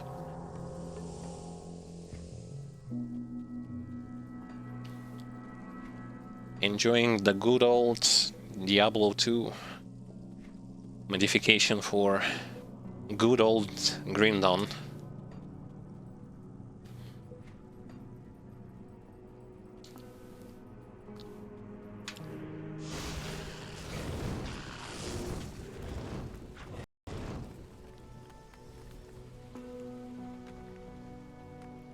Oh, great. Is this the first? It's a first game bug, it feels like. Yep. And the game freeze. And the game is not responding. Well, first time ever. Yep. The game crashed. Oh, brilliant. Absolutely brilliant.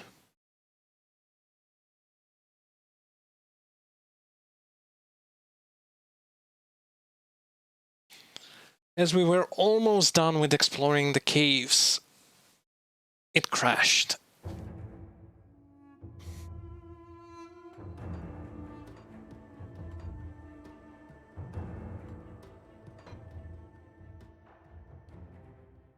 Well, I kind of expected such thing to happen at one point.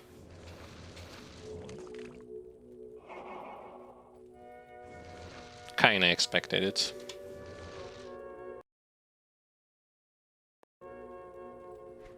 It's okay though. At some point, it can happen.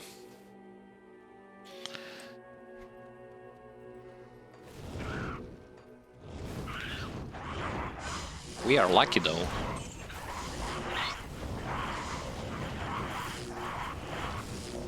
Because we're still going to go and explore whatever remains. yeah. Whatever remains to be explored here.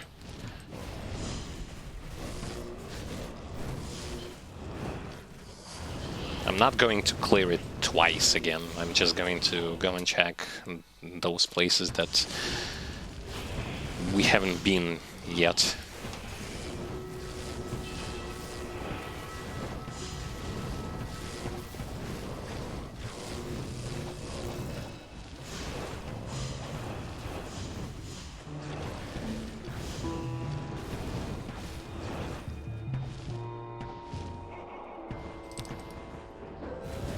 Accidentally sent them in the wrong way.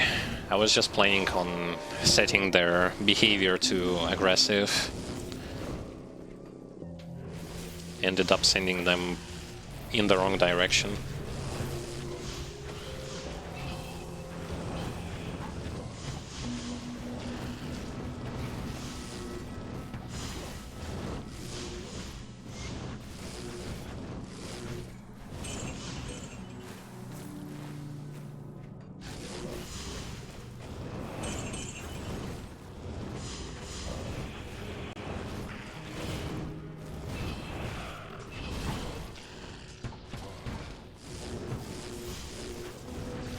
Unfortunately, I can't really rush through things. Just simply because of the fact that, like, I might run into a lot of enemies. They will going to block my exit way. And I will going to die very fast. And I don't want this. I don't want this to happen. I mean, you can see how fast character's HP goes away as soon as he is going to become a target for the enemies. Not that much defense going on for him.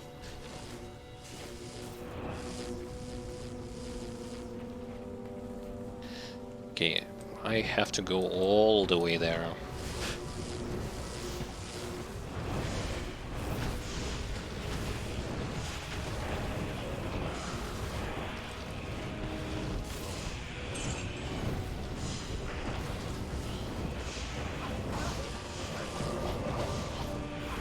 On the positive side, like, I have the limit of 6 skeletons.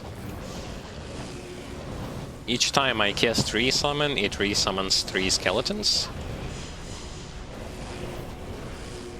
And naturally,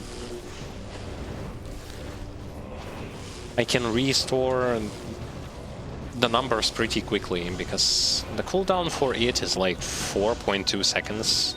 That's without any additional like cooldown reduction. Pretty decent CDR for this skill. Pretty decent.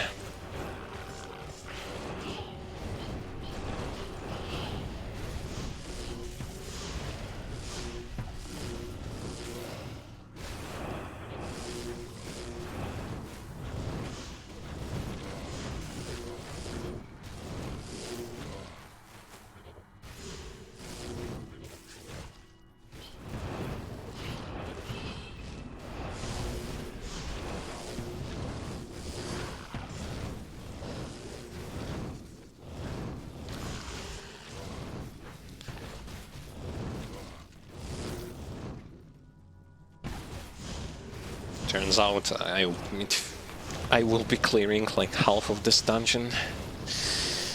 White's, well, it is kind of far away from... I am far away from where I was when I disconnected. And I can't really get there fast due to how many enemies are here.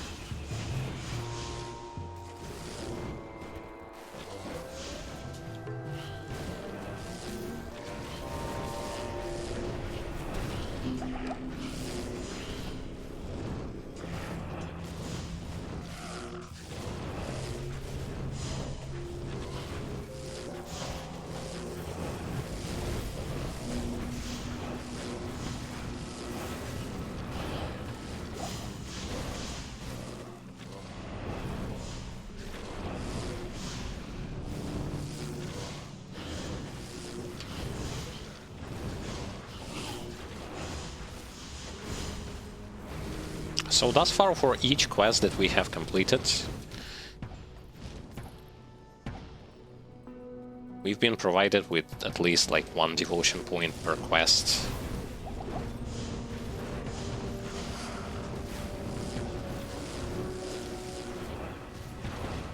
So for the following quests, should get like 3 devotion points. Hopefully more, because I want to have more devotion points.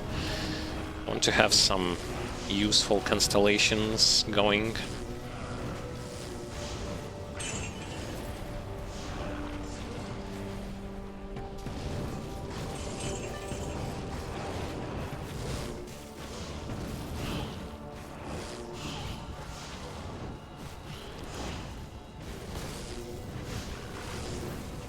Constellations that will going to increase capabilities of my trustworthy skeletons and golem.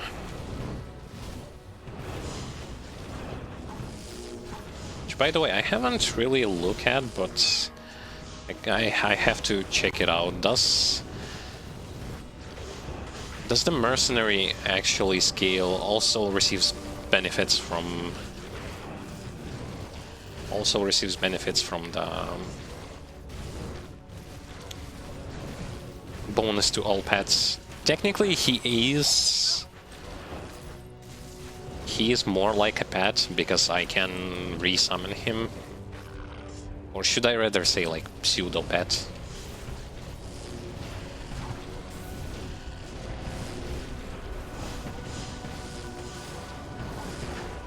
So maybe he does benefit from it. I guess it should be set somewhere around here. Scale with player damage bonuses. Haha. Scales with player damage bonuses, not with pets damage bonuses.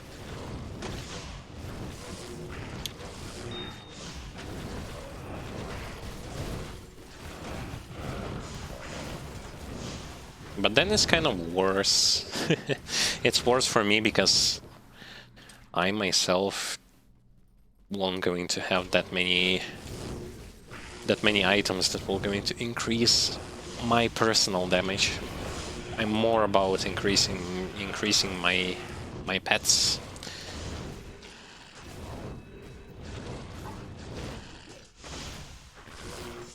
Oh well, still. The most important thing is that he provides the aura. And that's technically the only thing that I need from him. I don't need him for anything else. Well, for some de-aggro, yeah. He can work.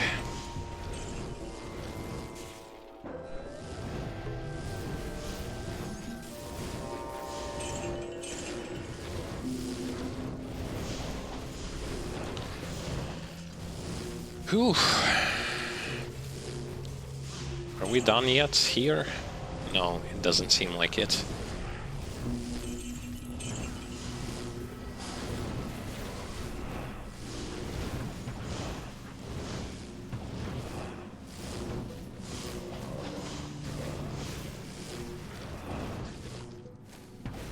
This whole place is infested with undead.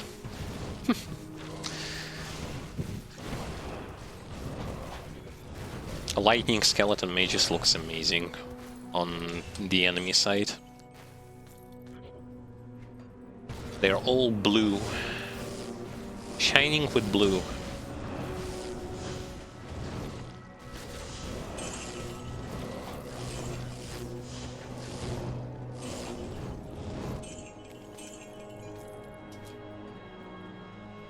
All right.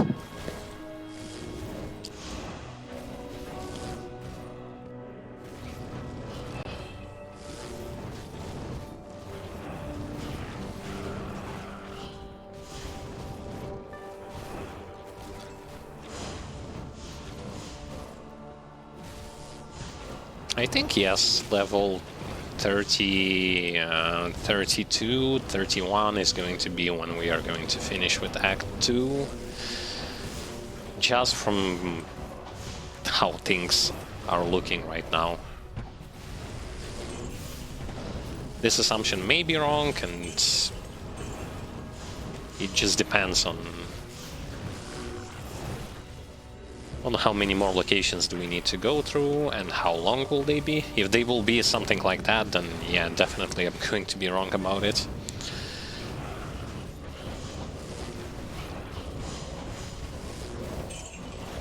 And hopefully with no disconnects, because each disconnect is basically all enemies are going to respawn.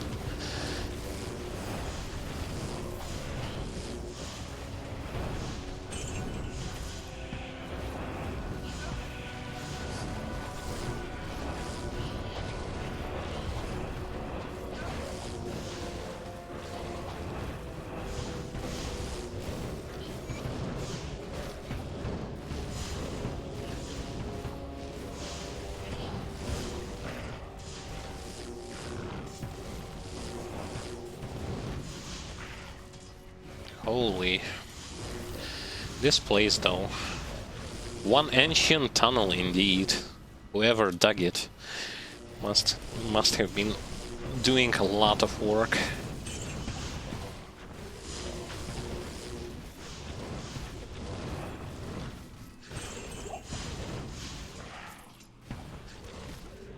Because this place is gigantic.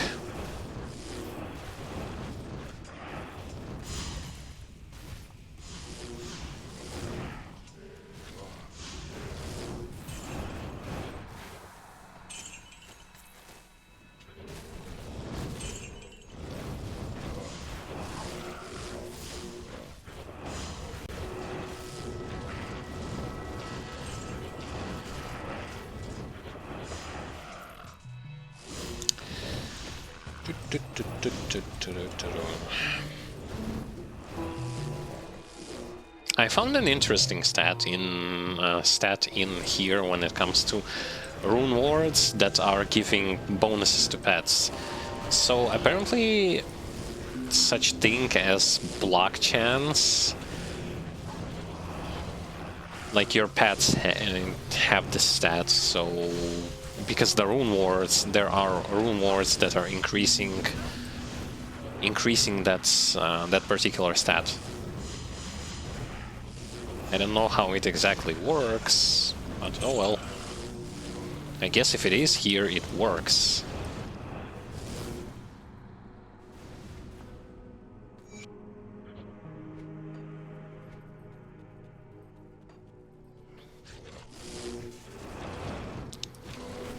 Bless you.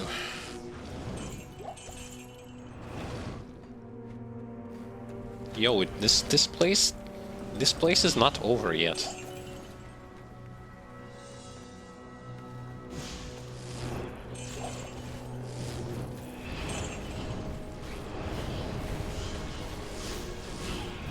I would have understood if this was the quest zone, quest place, but I don't think that this is a quest place. If anything, doesn't feel like it.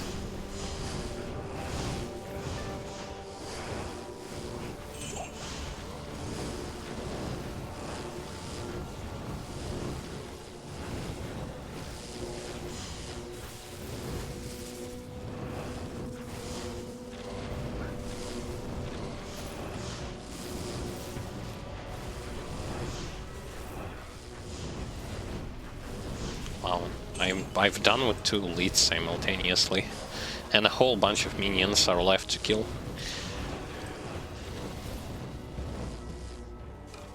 Important kind of side note or tip, well, at least from my knowledge, you cannot heal your, you cannot use potions to heal your mercenary.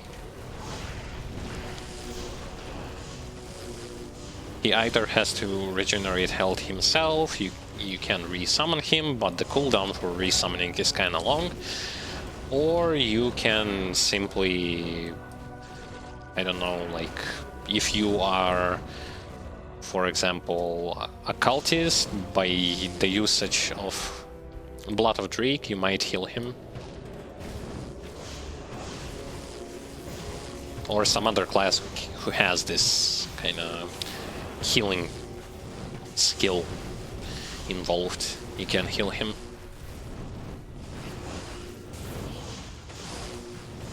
But via potions, he like you cannot heal him.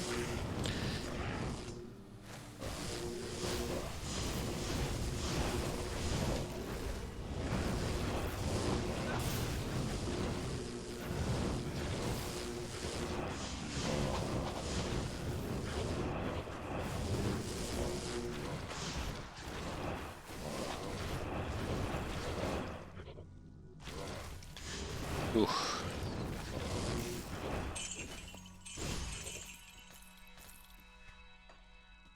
I see another exit way, and I've seen another exit way over to this side.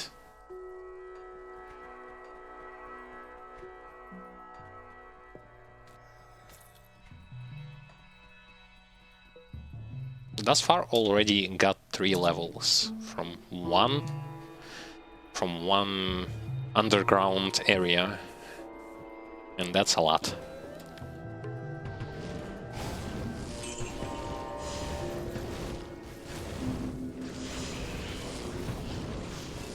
Not that I'm really complaining, because the more levels I get, the more stuff with I can experiment with more things. I want to see what revive skill is going to be like in this game. I've already seen that it is different from D2, as though you are using this skill to summon a minion who lives for 50 seconds. Every enemy that he is going to kill has a 50% chance to resummon, revive that slain enemy.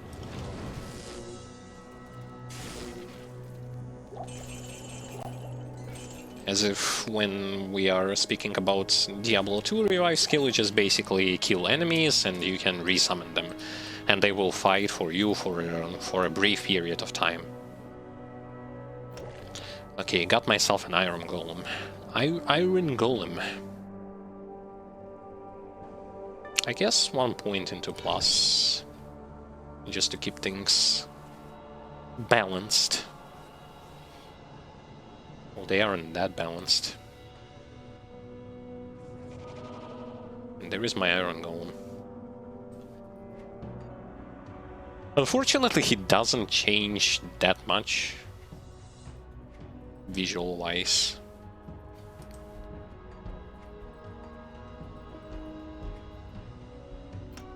Okay, some points into strength, just to later on be able to equip items.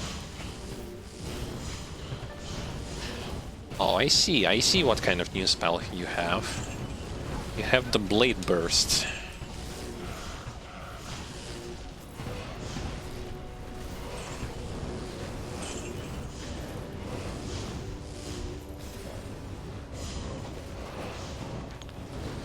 That's going to be useful because it's another source of area of effect attack. Which we are lacking, by the way. In case you haven't yet noticed, we are lacking in area of effect skills.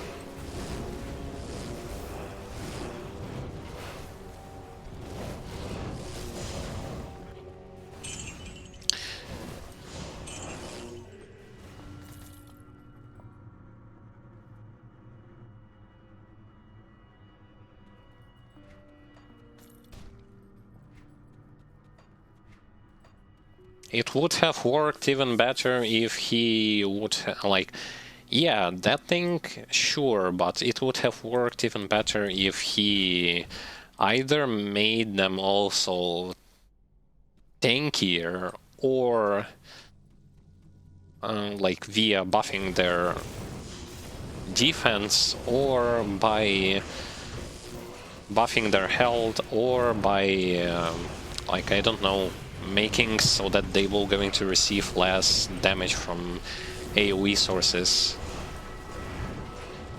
Because it doesn't matter how damaging they're going to be in higher shards, they're still going to get pummeled up within seconds, and due to also long cooldown, you will not going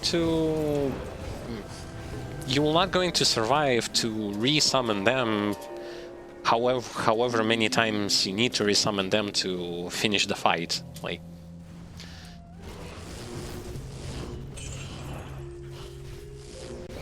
you can buff all damage that you want, but what gives? Plus, we also now have to consider that the enemies and bosses became... As you go into higher shards, they became much more threatening due to their offensive and defensive ability went even higher than before.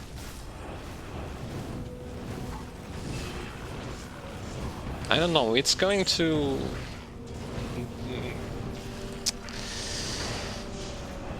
Necromancer class as a summoner in Grim Dawn is a total bait, because you'll have easy time while leveling, and then you're going to get completely annihilated in endgame. Because he doesn't transition well into endgame due to his pets being super squishy.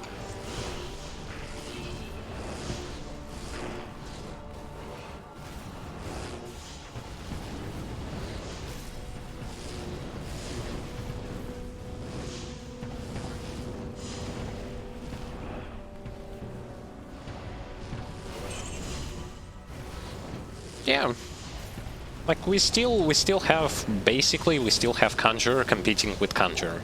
Just different types of Conjurers are going to be competing. And unfortunately, Necromancer is still going to...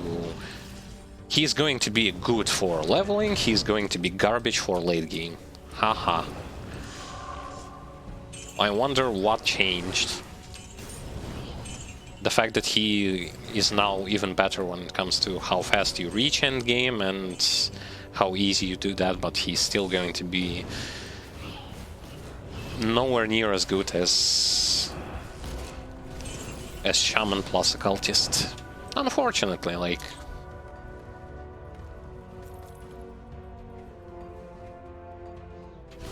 Potential is there, but with many classes it's not going to be properly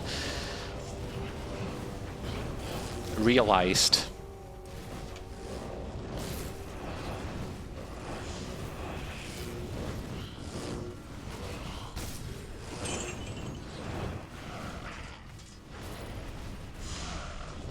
There are several ways how you can basically... Okay, let's just cut the whatever buff that he did to those skeletons by, like, divided by 2. And instead of that, let's just either decrease the cooldown, as you said, decrease the cooldown for resummoning, or increase their HP, or reduce their... how should I say it? Like, reduce the amount of damage they're receiving from area of effect damage sources by, I don't know, like 20% more.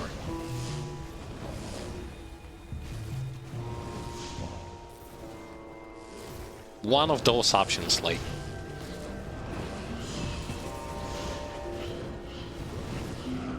because you can't think that, oh, I'm just gonna stack so much damage on them and I'm just gonna get into high shards and what?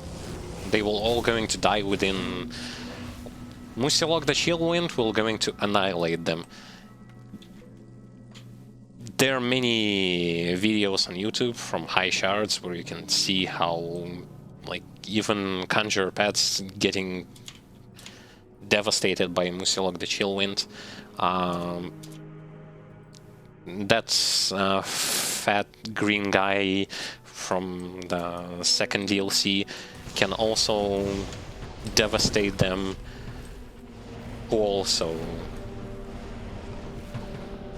Oh yes, the second Chtonian Nemesis boss from the first DLC, I believe.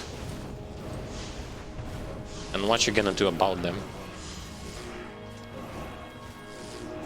Having more damage will not going to do anything.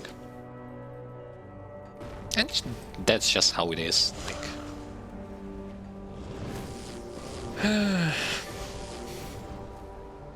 And I had in plans to actually, with the new patch, to try out Necromancer Summoner in Grim Dawn. I had. But now I see that it's pointless. What gives if... because damage and offense, like offense and defense of bosses and enemies were buffed in higher shards, why would I even play Necromancer Summoner then? As he's going to be just as useless as he was before that.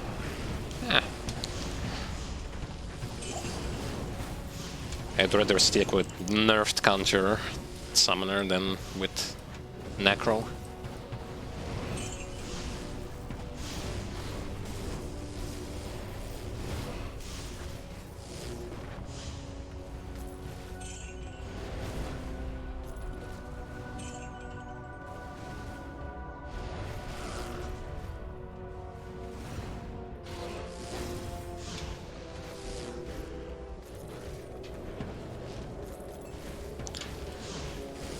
Yeah, for just kind of direct comparison, you take a look at last epoch and how resummoning is being done there, although no, actually not like there, because there you can spam summon all day every day without any sort of cooldown. But basically, like, okay, cut the cooldown for resummoning by like 40%, 60% or something like that.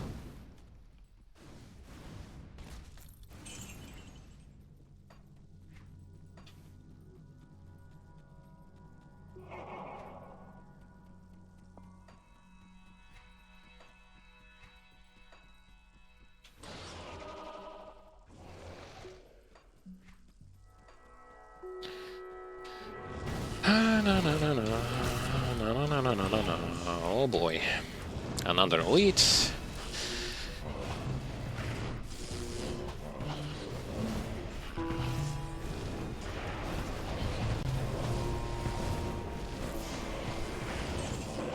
Yeah, what's even worse thing is that, well, for example, you can make Primal Spirit to be pretty much almost 100% uptime and something like that.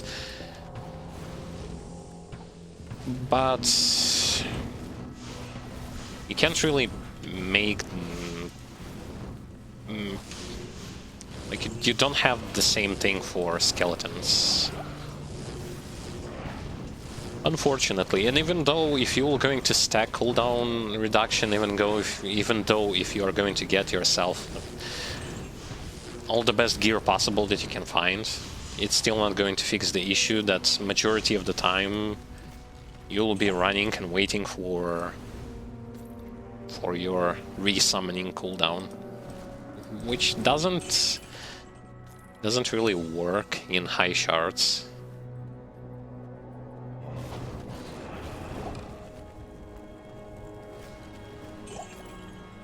So let's just take into comparison. Currently, like, I have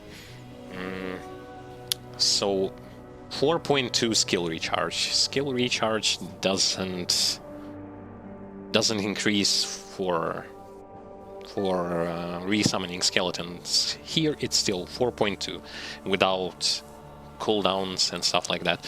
So we go into Necromancer from the Grim Dawn, and let's take a look at skill recharge here. It's whooping 18-second skill recharge for the same 3 skeleton summon limit. And bless you.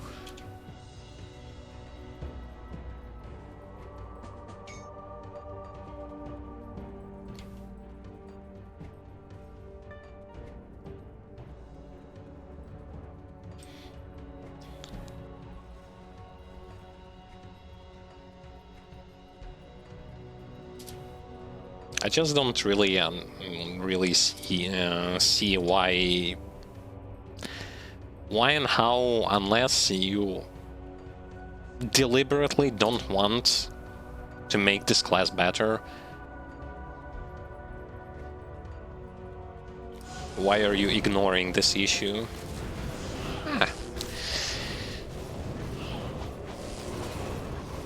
If it wasn't done ages ago, it won't be fixed here, because Necromancer was a class that was in this game for quite a while. I mean, in Grim Dawn. And if it wasn't fixed back then, it won't be fixed now.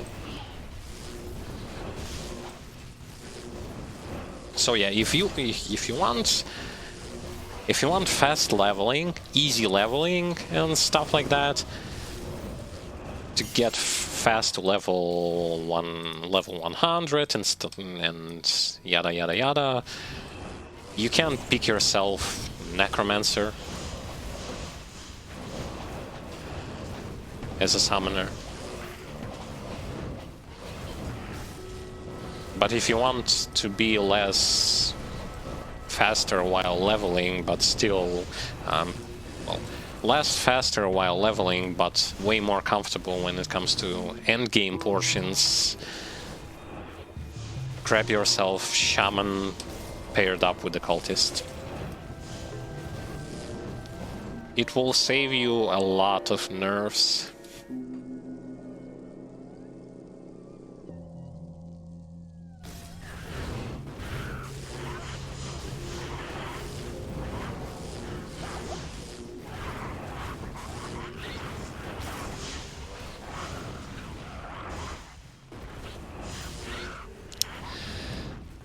Whew, I finally got out of this sewer level. Well, not the sewer level, but underground.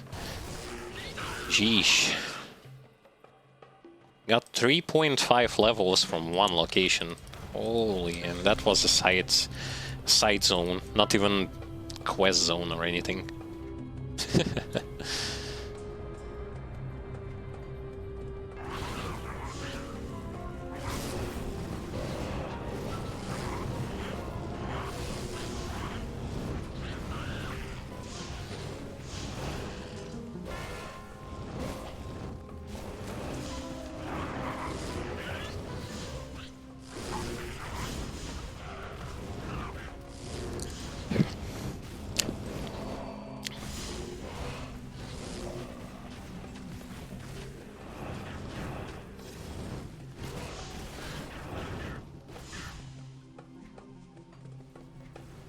I'm still waiting for several things. When it comes to Grim Dawn, I'm still waiting for when the Ether Gunslinger is going to be possible to build. Still waiting for that. I'm still waiting for some form of I don't know, dual wield primal strike. In the same fashion, like you can get yourself one-handed force wave for one-handed force wave with no cooldown via a specific set that you can get. I'm waiting for something like that, similar set, but for primal strike. That's just from top of my head some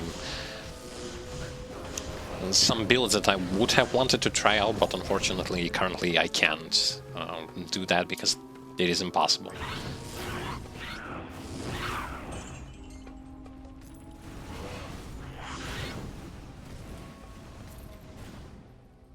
There were some others, but I kind of forgot.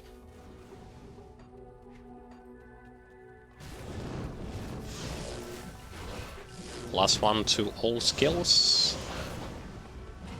I don't think I have seen. Maybe because it's too early. Like, I mean, I haven't seen.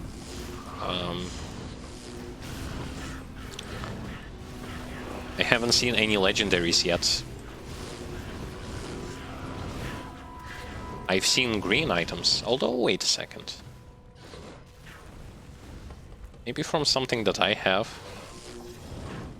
No.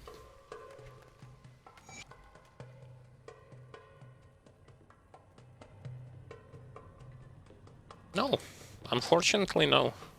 Maybe I have something in my chest, in my stash, I mean, so that I can check it out and see.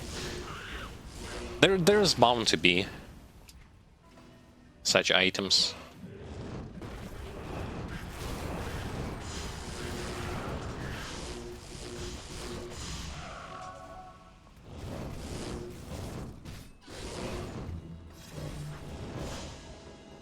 There's bound to be something like that.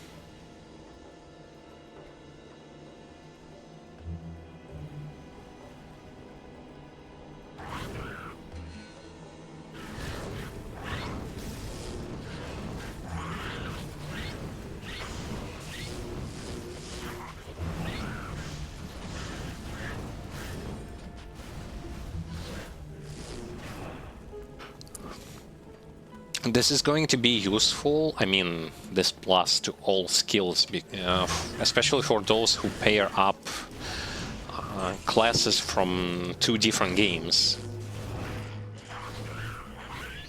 Because, for example, if you are going to be utilizing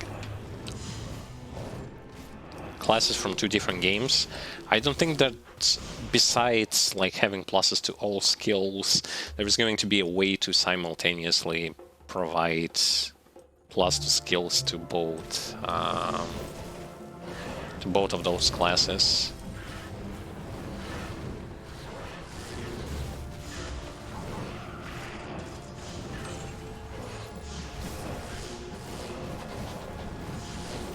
So this is why I think that there will be such items. There will be. There will definitely be.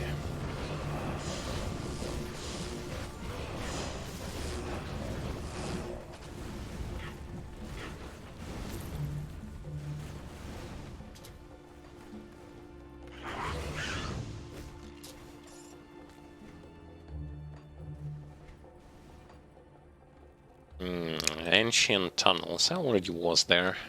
There's nothing for me to check there. So basically, there was 4 exit ways and entry ways into that location. This is why it was so huge.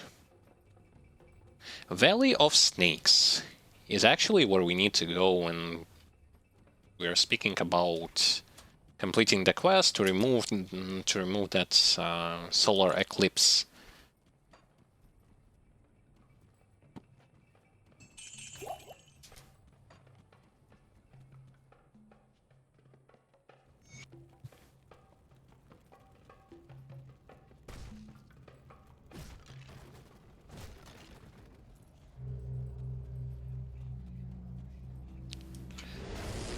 And here we should be fighting snakes who are using their charge attacks, you know, the one that can stun you, turn you backwards, and you're going to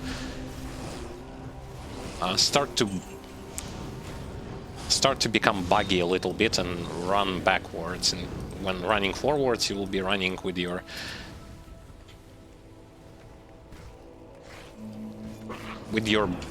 back like back forwards. Moonwalking, basically. That's why. That's what I wanted to see.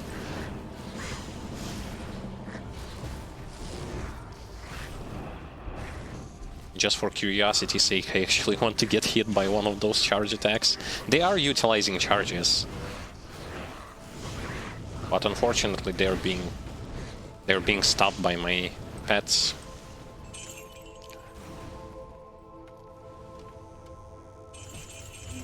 Just even after so many years when playing D2, I still remember many things, many of those most memorable stuff.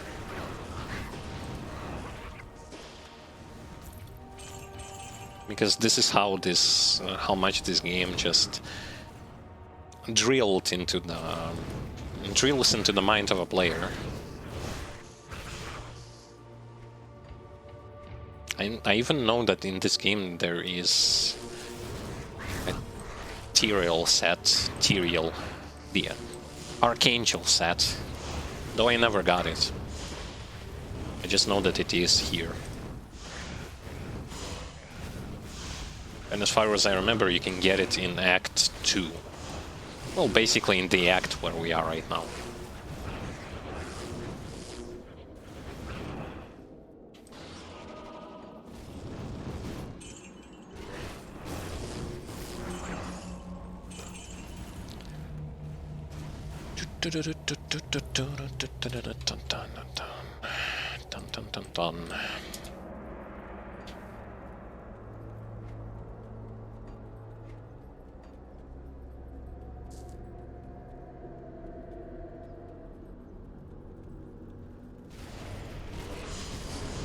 Basically, what you see here, like normal plus, it's just me who enabled, who went first difficulty and enabled veteran mode from Grim Dawn. This is why it's called Veteran Plus. It's just the hard version of normal difficulty. It says it gives to you like 10% more experience,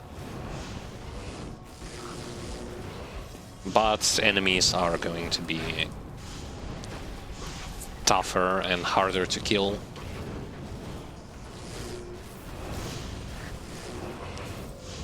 Well, it will not going to stop me because, hey, why would it?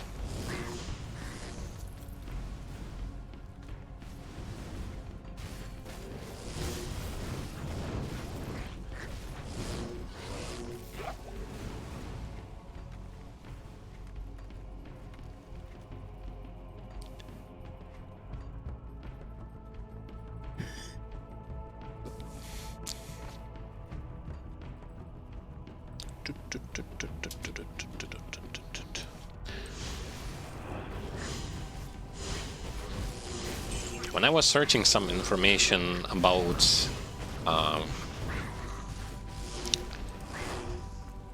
Diablo 2 Reign of Terror, basically about this mod, I saw a picture where basically during one of the loading screens, you know that they are writing something there, some sort of a tip or something similar, or just some form of information there.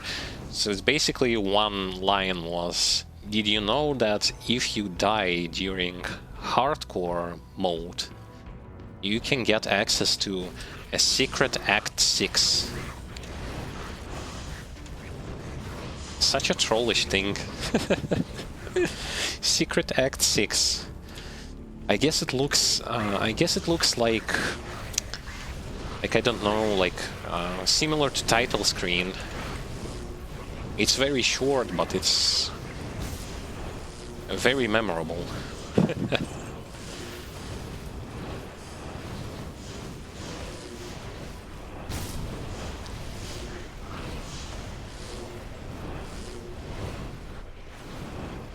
They should have said this to the players in this way. If you get to level 100, if you beat Act 5 on Hell difficulty, and if you die, and it all has to be done on hardcore, and if you die,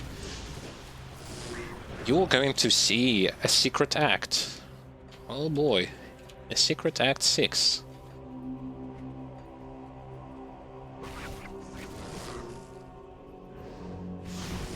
That's going to be someone's butt is going to be fuming if they will going to get baited by that and lose their precious character that they've been leveling.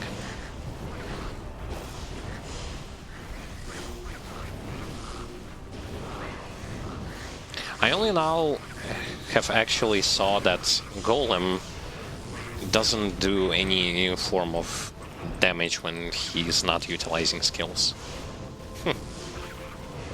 So he legit just hits like does 100 damage with his auto attacks.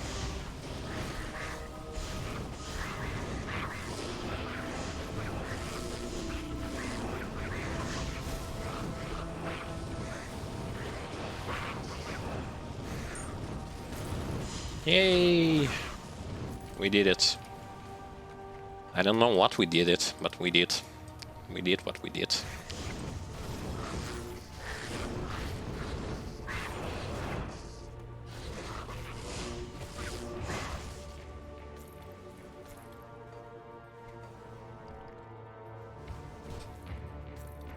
I still don't know one more thing about elites. So, you know that in Diablo 2, elite enemies can have multiple buffs on them? For example, extra strong, extra fast, thorns, and something like that. And some of those buffs they can have like simultaneously. I can't figure out if here it's the same thing. Because it doesn't even like... In D2 original, it was written below enemy HP bar. There was written what kind of affixes does this enemy have, and I don't know if it is like that here. I mean, it isn't like that here. You can't read it. Unfortunately, because I definitely wanted to know if it's the same.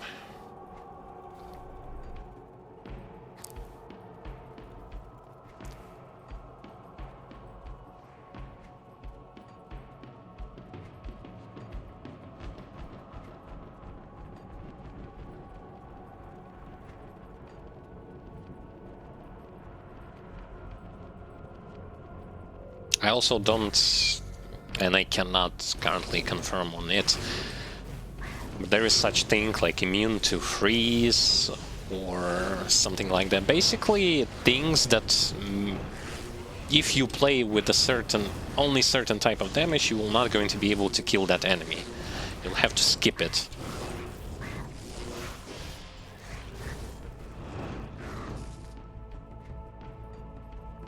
Maybe it's going to be like that on higher difficulties.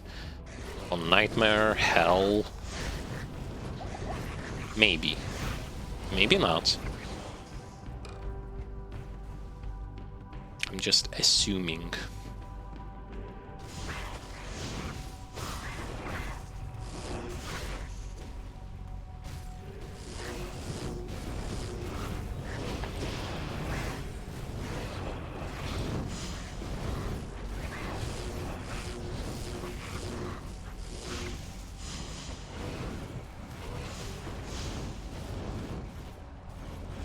What happened with that zombie? How did he just flew from over here to here? Guess that was a charge attack from Iron Golem that made him do that.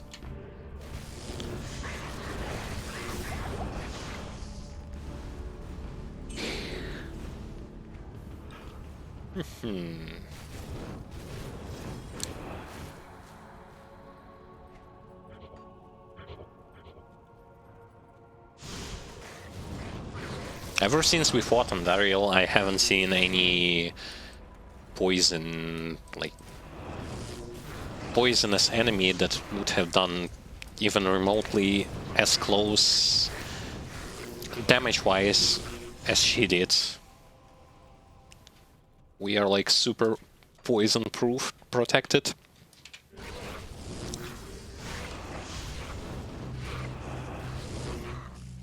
Well, I am, at least.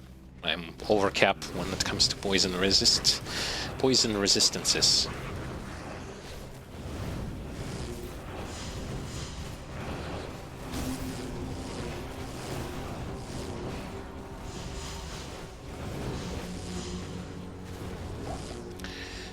Alrighty. Alrighty.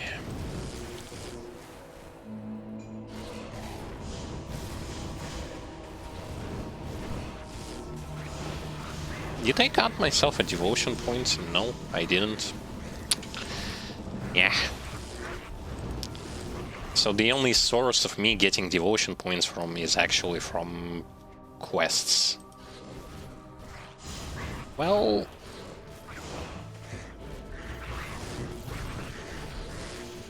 though that's strange.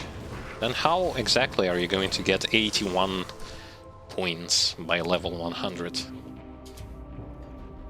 As far as my knowledge about how many quests there are in Diablo 2, there aren't 81 quests in this game. There isn't.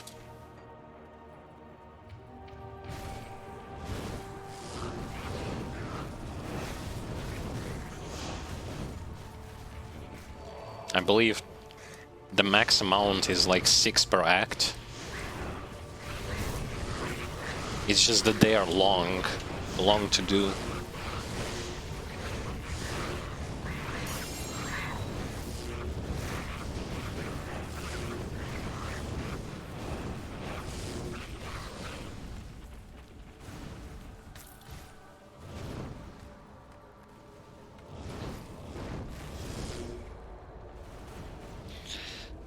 +1 to all skills in Occultist. Yeah, no glitch. By the way, this is probably not the thing that you were asking about +1 to all skills, but here's an item that gives +1 to all skills for a specific class, not just +1 to every single skill.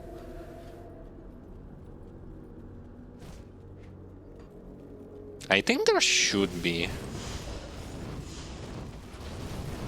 Grimdawn had it, right? If I'm not mistaken. It had +1 to all skills for a certain class. And that I know. +1 to all skills for every class? I don't remember.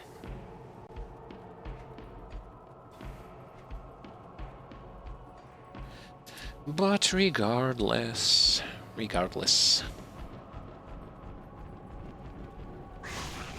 By the way, it's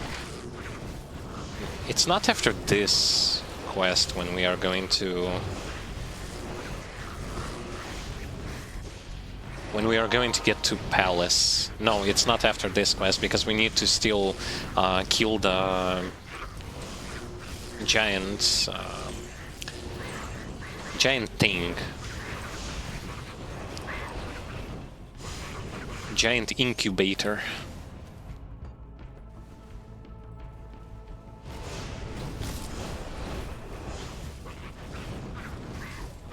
And as far as I know, we need to, like, the thing that is going to be collected from that quest is going to be the stuff. Either the stuff or the amulet. It's one or the other.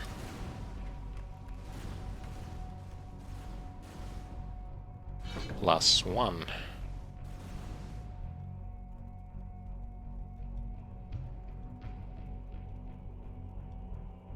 +1? Eh? +1? Or +1?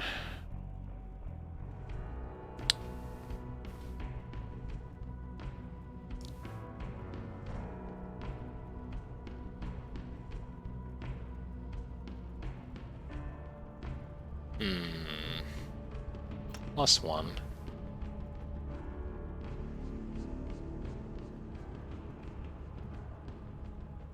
+1. I guess I'll go in this way when it comes to skill distribution. I know, this may not be like you would put those points. You may even want to decide like on different skills, but hey. I told you I'm not using builds. Told you I'm going to go with some crazy nonsense. Who knows how it's going to work. It does work well now, I mean, still haven't died. I don't know how much of an achievement is that, but for the first time experiencing this mod, I guess it's well. No, the staff we are getting from this place. Okay. Staff is going to be taken from this place. Now I remember.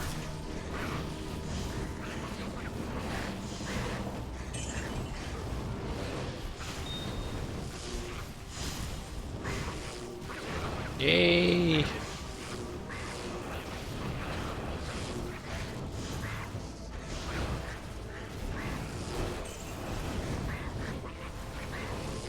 I'm actually impressed. Now the golem is more tanky.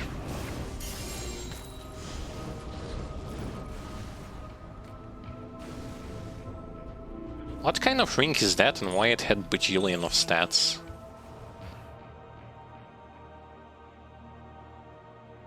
Oh my god, oh holy. Now that's a Diablo 2 item for you. Oh jeez.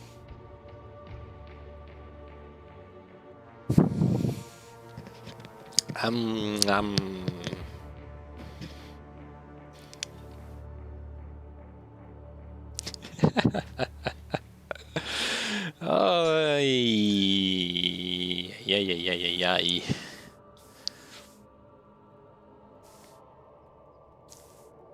Isn't this a bit too much?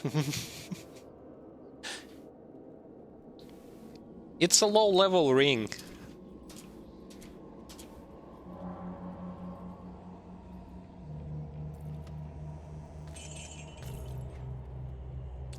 It doesn't even have like a component or anything augment on it yet. And it's still so much. Wow. Wow. Holy hell.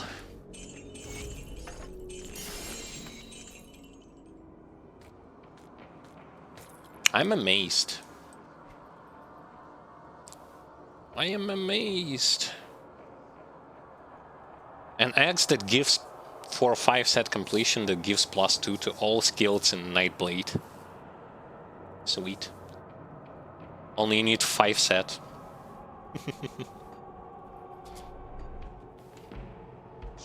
Okay, let's get out of here. I think we... Hold on, but aren't we supposed to kill... Did I miss something?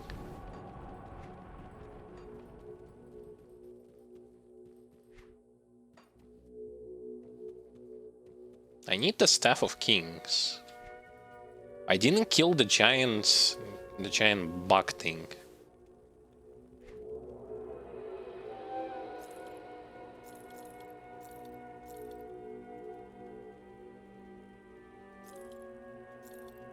Strange.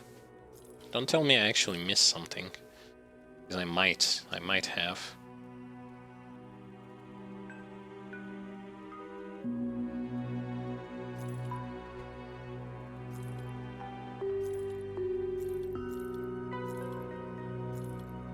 I remember that you have to descend into some form of a cave, and from there you need to go until you find the Bug Queen and defeat the Bug Queen.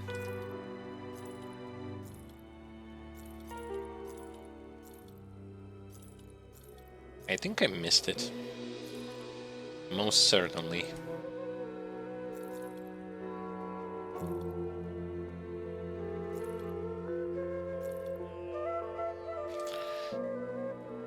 Well.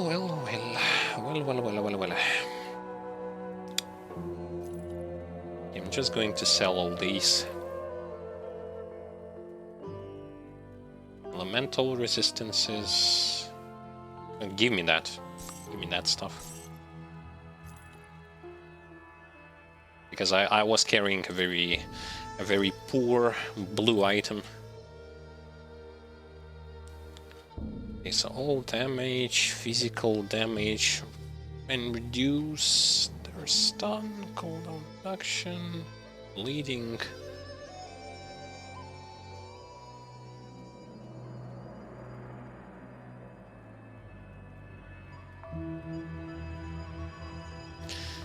I don't think I want this. As good as it looks, I don't think I want it. And I've been gathering a lot of those.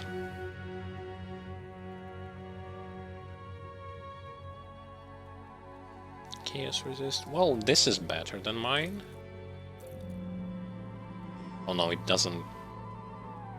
No, actually it's better than mine. Okay. I was confused a little bit because I haven't paid attention to the fact that bonuses to pets came from the rune and not from the item.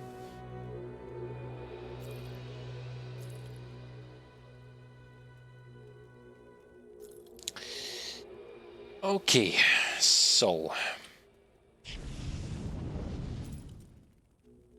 keep the add-on. Where's my thing? So I have this. Going to put this here and those things here. Okay. So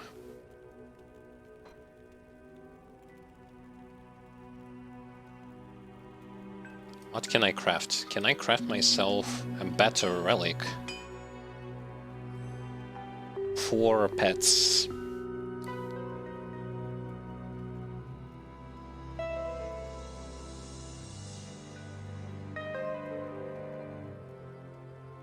Wait, no, nothing for pets. Oh, come on. I've been gathering so many and still nothing for summoner. Oh shoot.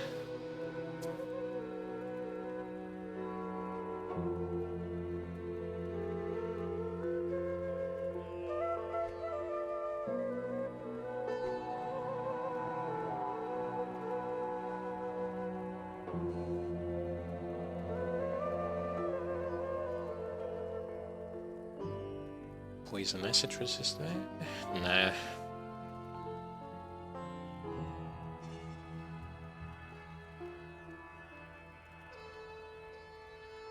Okay, fine. Let's check what Cube has in store. Does it even has something that I can work with? I can forge a sword. I don't need a sword, but I can forge it.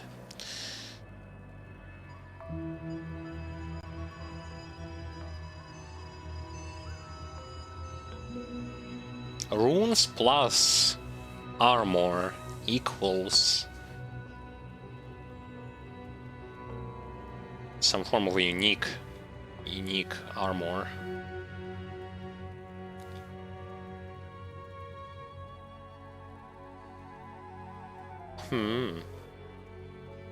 This is why I said like I wanted to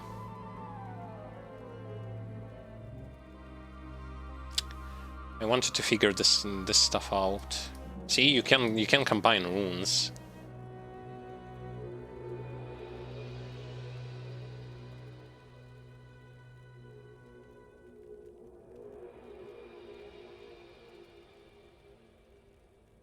Total damage, physical. Attack damage converted to health. Lifesteal for pets. That's a new one.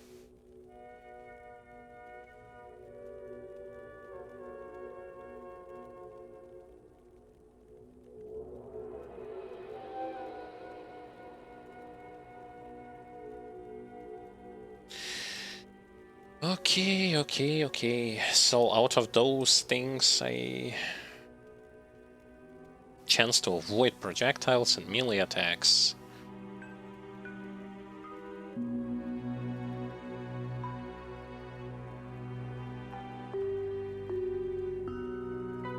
Poison acid resist.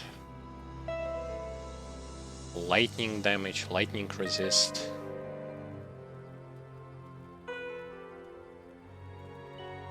Okay, let me craft this and just put it in my... put it in this slot. And I don't know, where have I actually missed something? Allow me to advise you.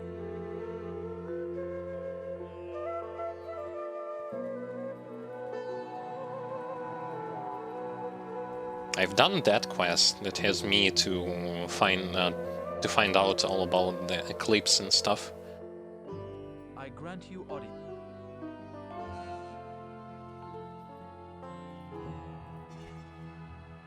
I think I really missed something.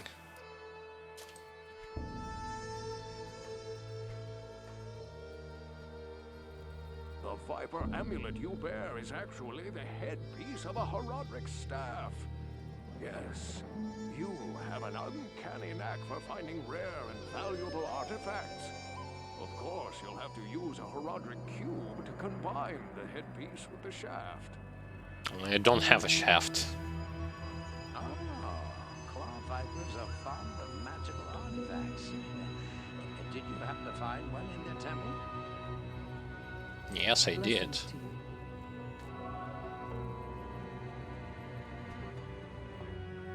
What's my next step?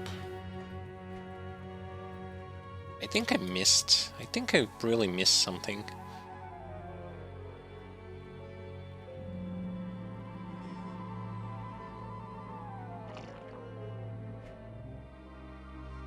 But where though?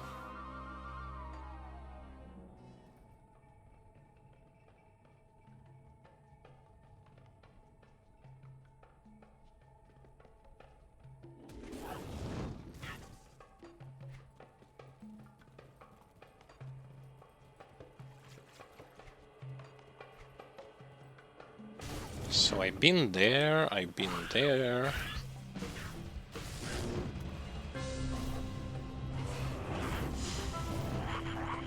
There's supposed to be like a cave or some sort, towards which you descend and then ended up fighting against...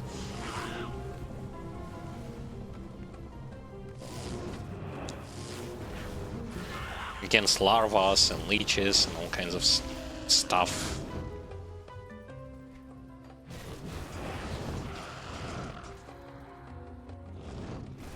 But it doesn't seem like I can find it.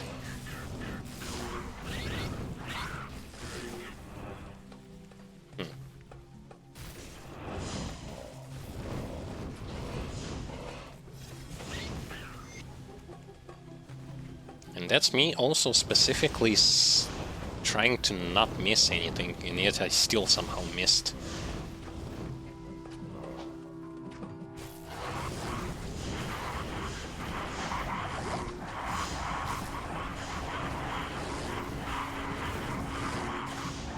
Ah, yes.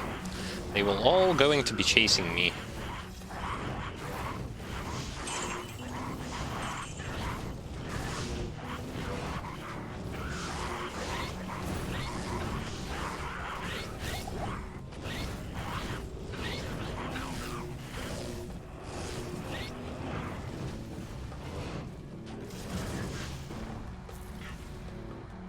Does the quest even say anything? Maggot lair under the far oasis. Under the far oasis. This is far oasis. Where is the maggot lair? Oh, it didn't appear last time. No wonder I missed it. It didn't appear last time. I've been here, but it didn't appear. Oh, okay. Fortunately, now it did. And I'm pretty sure that this location is quite memorable for those of you who played D2.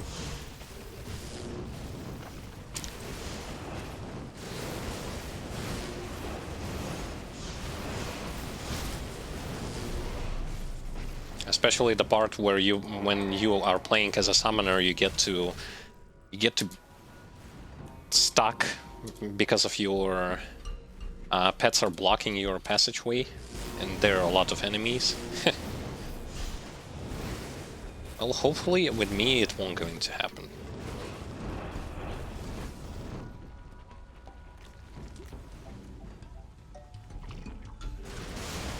And if I'm not mistaken, there are going to be three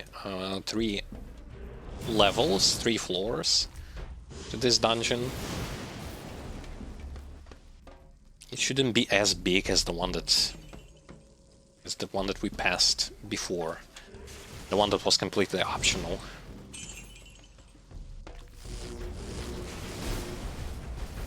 We should be careful to not lock ourselves between enemies and our minions, as we do not have any sort of movement skill, teleports and things like that.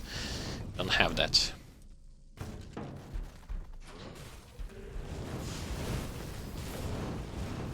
And unfortunately, in this place, enemies are going to be severely underleveled. Well,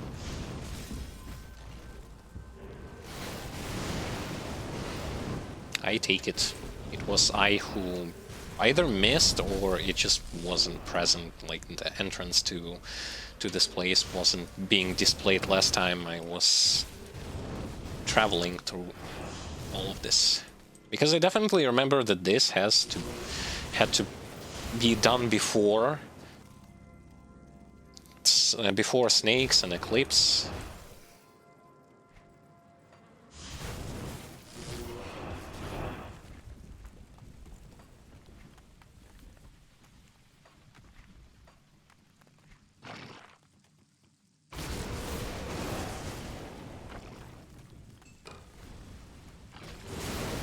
Because after the eclipse, you return back. You can create the staff.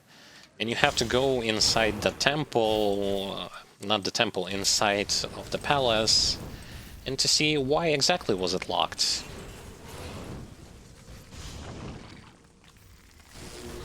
And why weren't you allowed to enter it?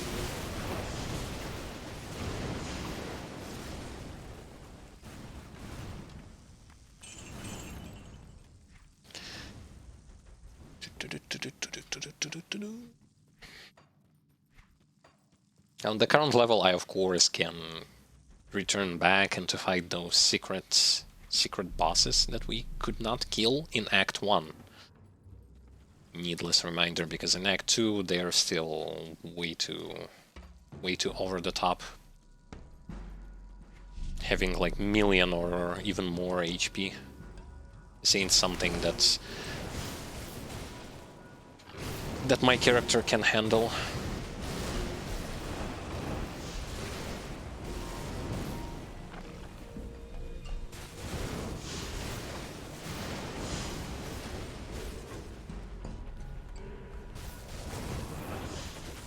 I definitely like how the style in which they redrawn those models for this models of enemies for this game engine.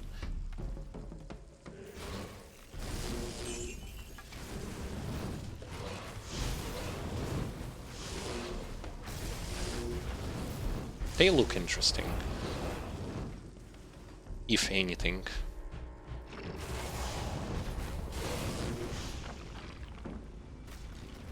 I definitely heard an elite sound. Come on. We have many poison and acid resist. And an acid. And an acid resist.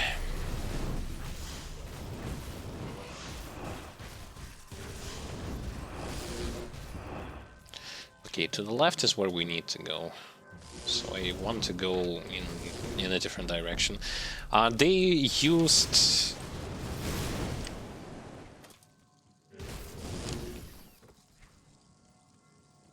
those ant creatures, those bug creatures. They've used models, part new models, and part models are used from Grim Dawn. Well, let's be honest.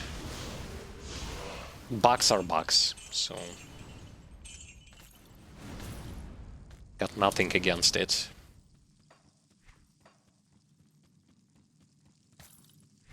Their design is fitting here, if anything.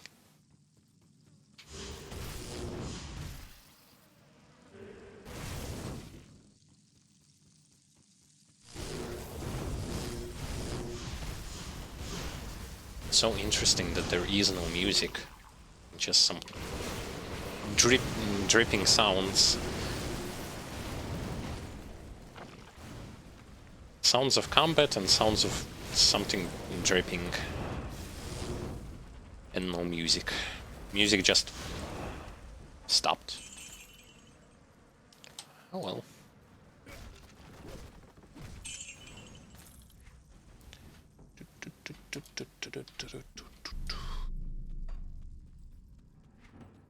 I mean, you can barely hear that some form of music is here. Now it's more loud.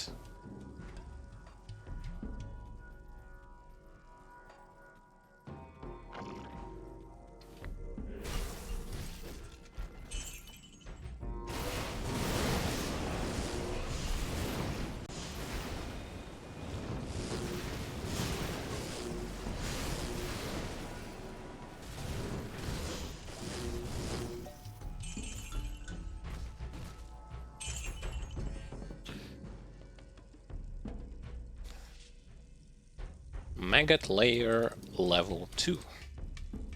Okay.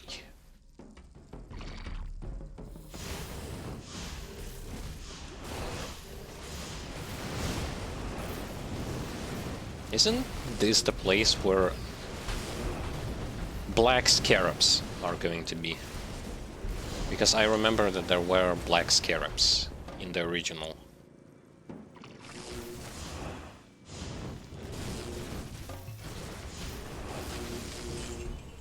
All kinds of bugs are in here. Well, naturally.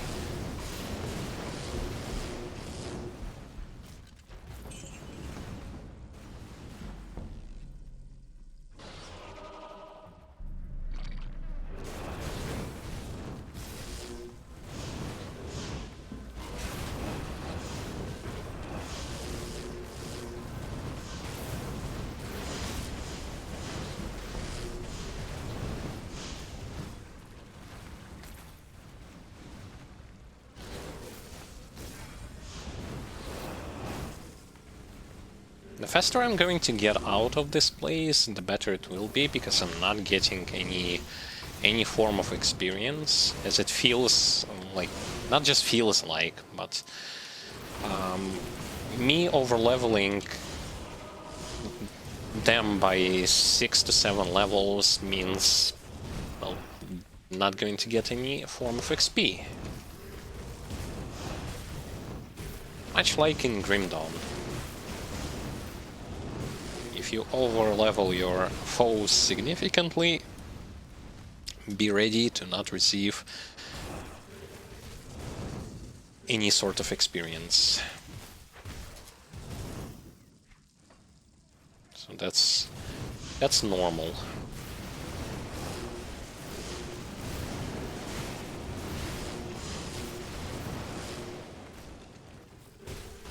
I'm here for the quest rather than leveling.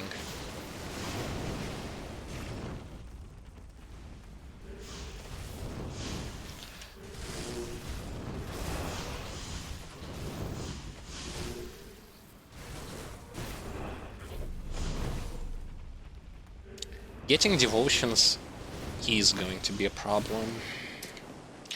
And unfortunately, this is something that currently you cannot do anything about, as the only devotion points you get are from completing quests. You first need to complete the quests.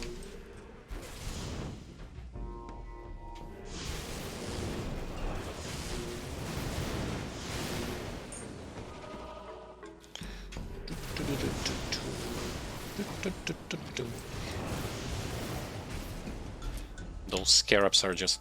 oh, I don't want to go there. That's the place where I need to go. I don't want to go there yet. So I was wrong, only 2 layers to this place. I want to see how the palace looks inside. Ludgalain Palace.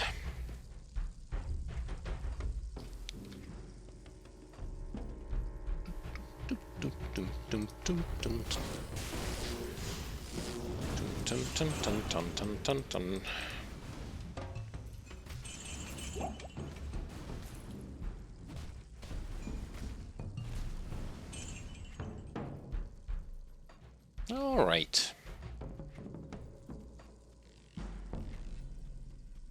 So over there is where the quest is. I'm just gonna go here to check if I missed something good. Probably not.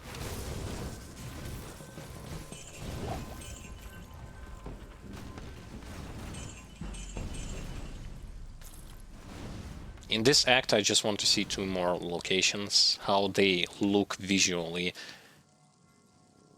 It's the temple, like temple area in the skies, and palace.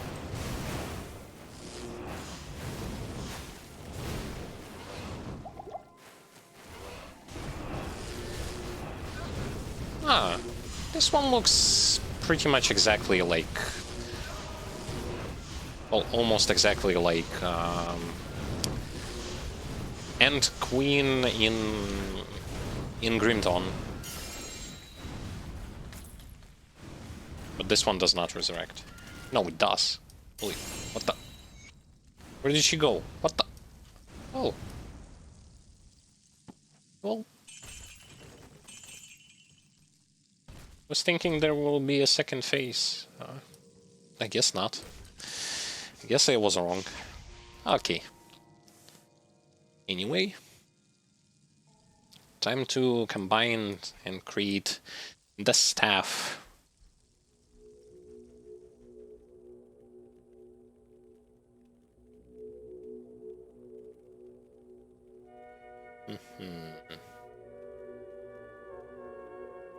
More elemental resistance, but the rest, nah.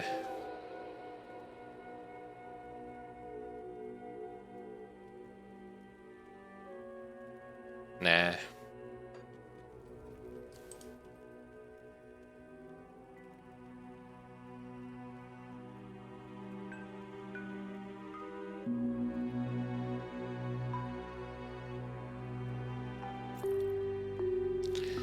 Okay, sell, sell, sell.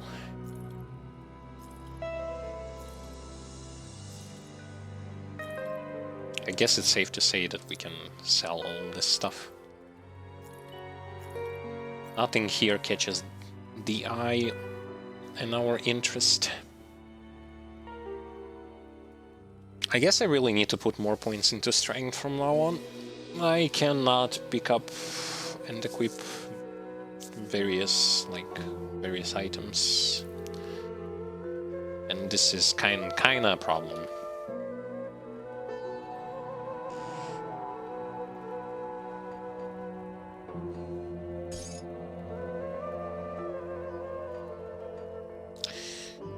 And this goes into here. I don't know why I just keep them. I will regret this loot hoarding thing, although Staff of Kings, you we shall see. astound me, my friend. You have discovered the shaft portion of a Herodric staff. I trust you know how to use a Herodric cube to unite the shaft with its headpiece. Yes, I know how exactly to do this. Where are the quest items? Yay! Excellent. You have a Herodric staff. Carry it with you into Tal Rasha's tomb. Find within the tomb the chamber whose floor is inset with the circle of 7 symbols. Place the staff into the receptacle you find there. That will open the secret passage into Tal Rasha's burial chamber. But be prepared for a fight. You'll likely have to kill Tal Rasha to destroy Baal. 1 devotion point. For all that, for all the hard work.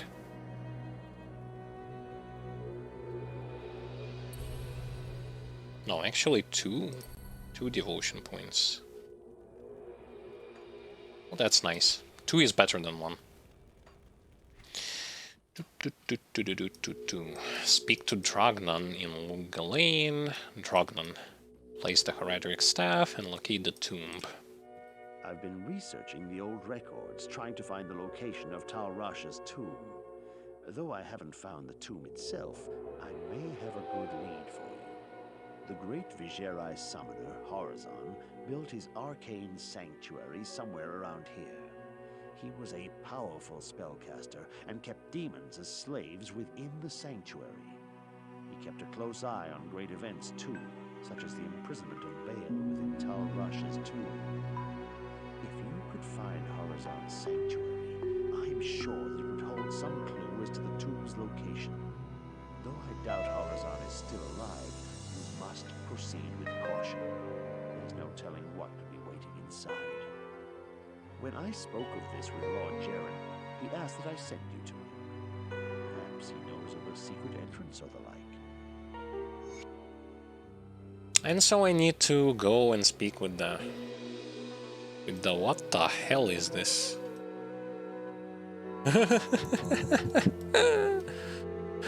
At first I thought it was some kind of pet. The second thing I thought that it was some kind of a bug creature. It actually is hair of an NPC.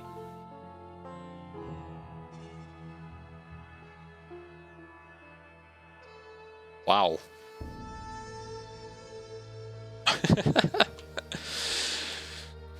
Wonder who is wandering without hair.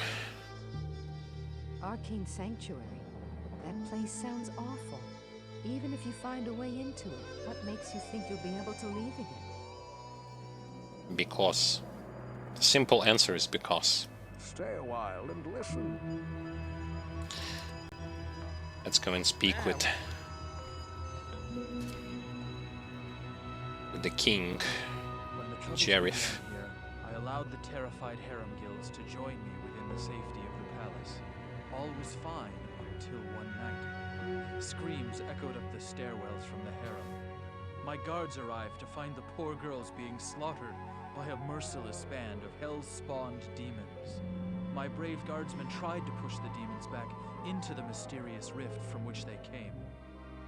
Ever since, my men have fought a losing battle. Demons have continued to pour through the rift into the palace. Ultimately, I hired Grays and his mercenaries to help protect the rest of my fair city.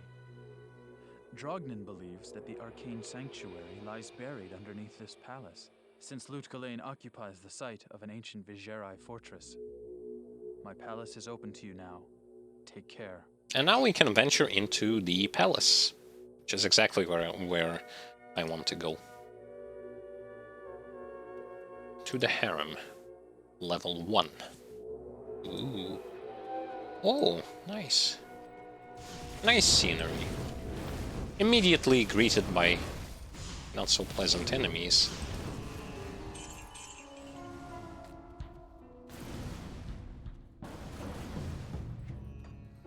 Scenery is nice. It's really pretty much has the same vibe and feeling as the original one.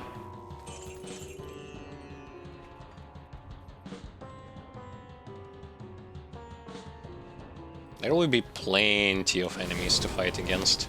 Oh. And I'm fighting against enemies from Grim Dawn. Dune Beast.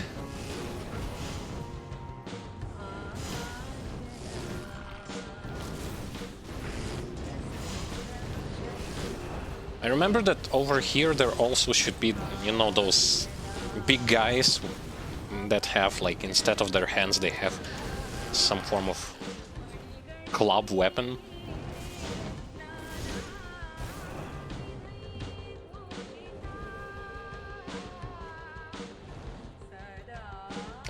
Wait. I'm stuck. Get stuck a bit. La la ya.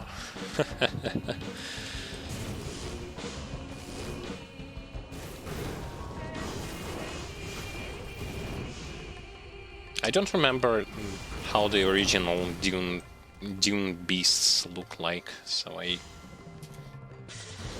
don't necessarily have a comparison to make.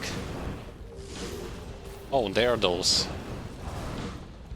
big creatures I was talking about. Though they look a bit different.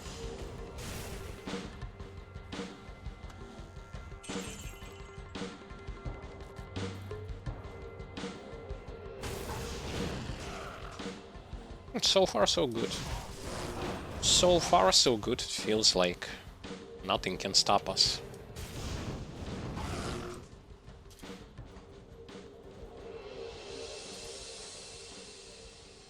So the palace looks nice indeed. Although from very high movement speeds, I think if I'm going to be constantly, like, moving around, I will going to have a seizure.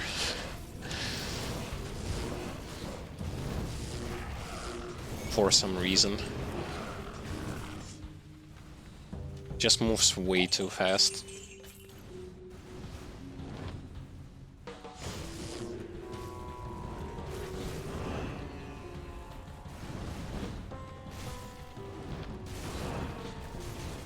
Like, having high movement speed is good, but it's distracting.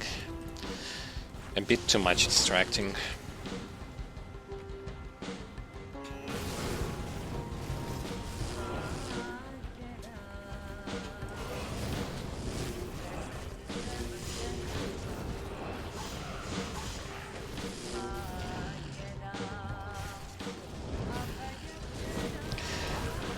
La la. La la la.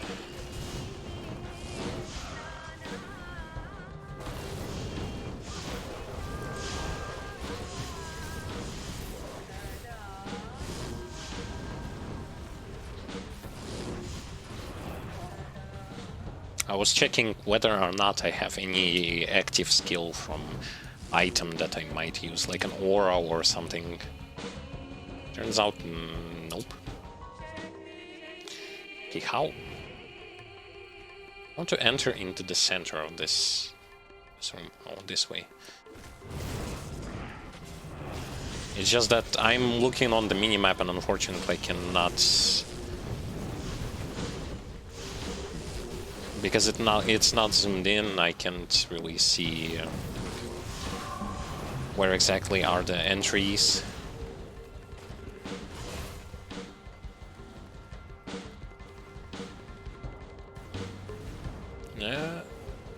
Where are you? How did I end up here? This way. So I'm a bit lost with all the scenery. Just stumbling all around the place. Wait, to the harem level 1, I didn't want it to go here.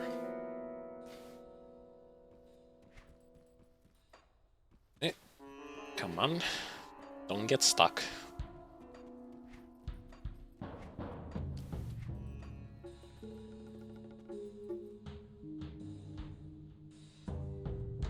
Palace Cellar. Okay.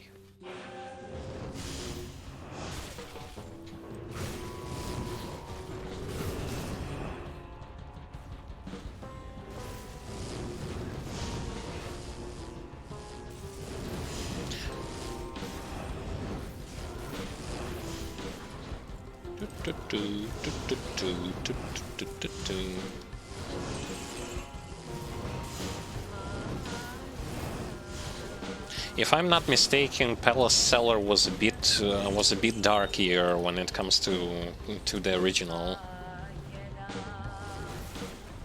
It didn't have that much light in here, or maybe it's just Palace Cellar 1. The other will be much more dark. Oh no! The naked man is chasing me. No!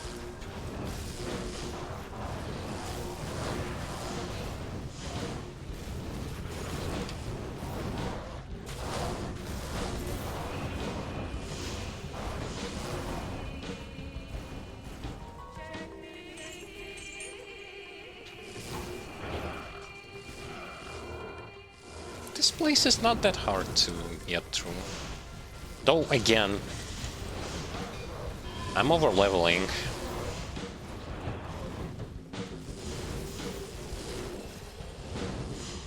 That's the huge issue. Like, in before I was over-leveling in some places, in some other places I was not that over-leveling.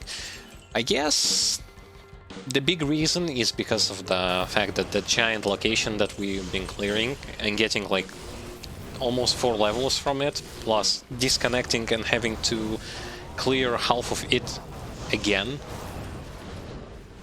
resulted in us being way too high of a level. But to be honest, I don't really care. It's a slow leveling process, and definitely I'm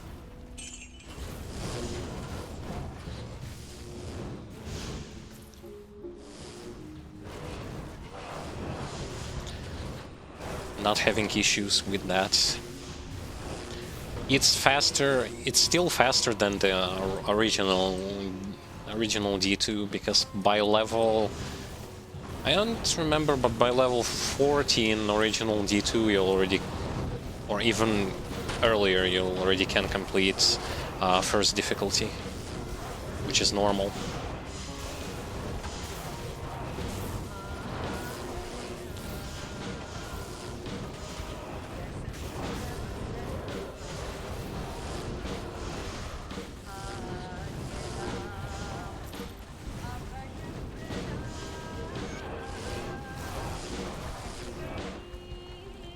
So many recipes. Am I focusing on race monster ability? Well,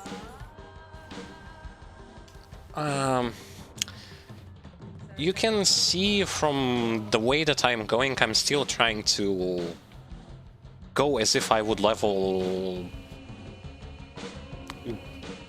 Grim Dawn character, so I'm still, with each level, I'm trying to put at least like 1 point into mastery bar to just push it, to just get those extra stats. And yeah, soon I will get the revive skill that works differently, and I want to check on how differently does it work, because judging from how it is written, it is actually a different ability.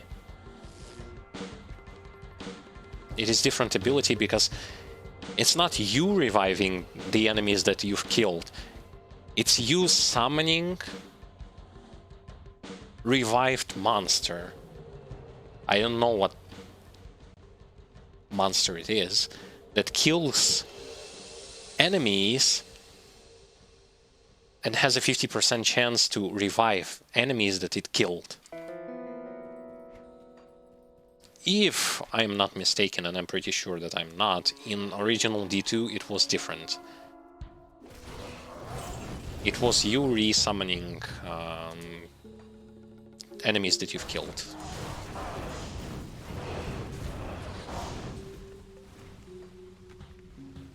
far as from my knowledge.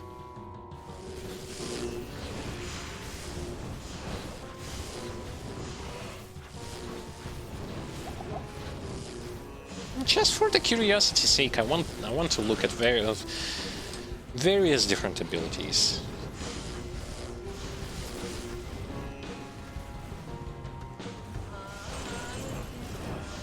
But it's just the fact that in Diablo 2 the leveling process was kind of slow and steady, so you can't really, unless you know how to do it, you can't really bum rush to max level. And I don't really see the point why you should do this, especially if it's your first time playing it. So I'm just having casual time. But yeah, I will get that ability. Because it's an extra summon that can summon additional minions. Just want to see how exactly does it even look like.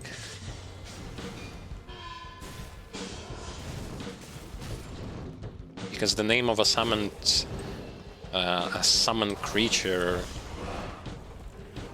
that is being called Revive Monster doesn't tell me much about who is it, what is it. It lives for 50 seconds. That's the only, and it has some skills and it can resummon fallen creatures. That's the only thing that I currently know about this skill.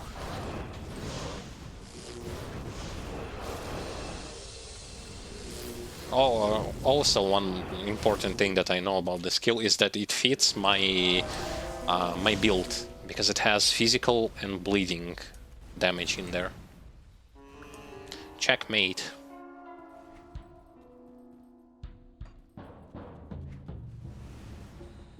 It has all that I need.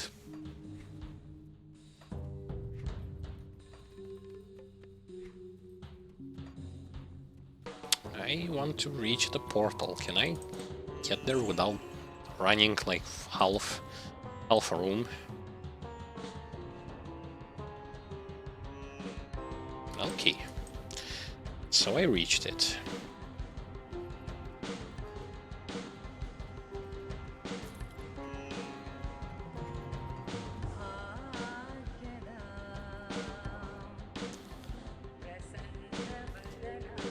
Palace Cellar 2.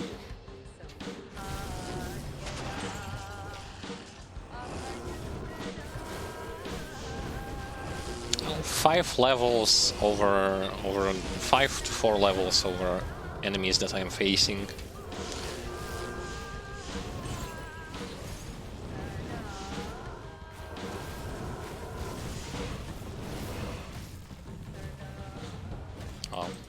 Poison skeleton mages are hard to spot.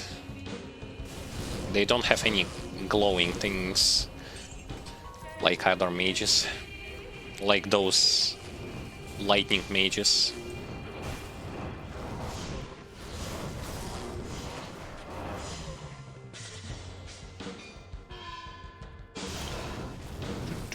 I haven't even saw this enemy. This is why I first run into a room, and then I understand, well, there were actually a lot of enemies there. This is why I just can't play without Grim Internals. I'm so used to seeing those hell bars of enemies that it's hard for me to play without it.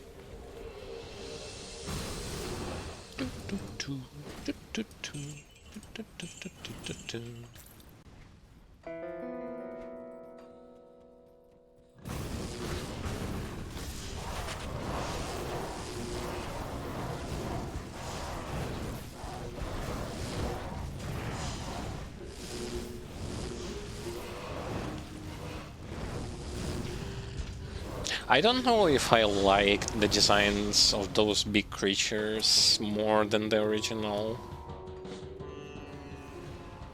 Those from the originals were a bit more like spooky, I should say.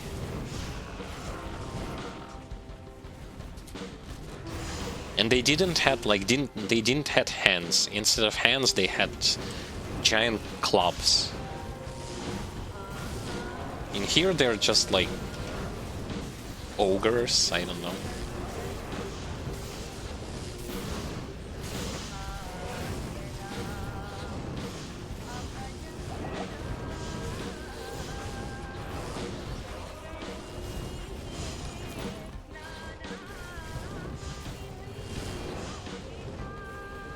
That's currently the only enemy out of those that we have faced against. The only enemy whom original design I would have preferred better than the new one. But that's just me. That's just me.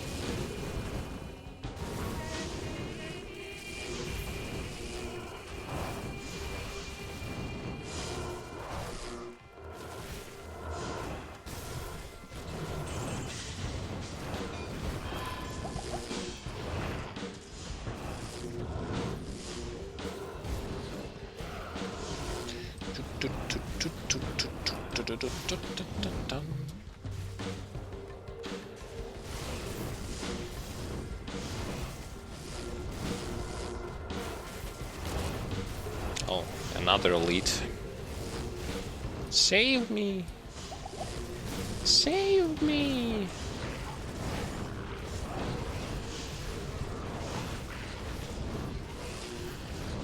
I was saying that I don't have that much area of effect sources. Turns out, well, even though I don't have that much AoE sources, I still perfectly live without it.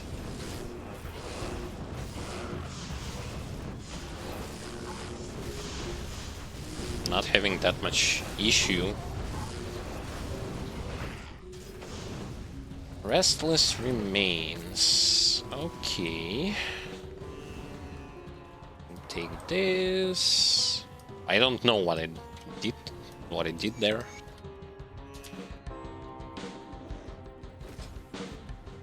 Maybe it restored some health, maybe not.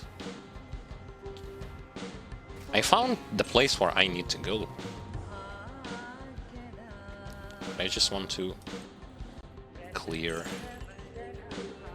whatever remains here, so that the palace is going to be completely cleansed from the evil influence.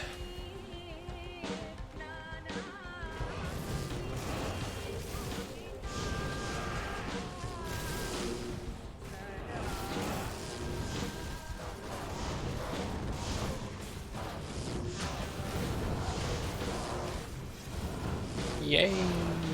Yay! Ow! I forgot that they actually can stun.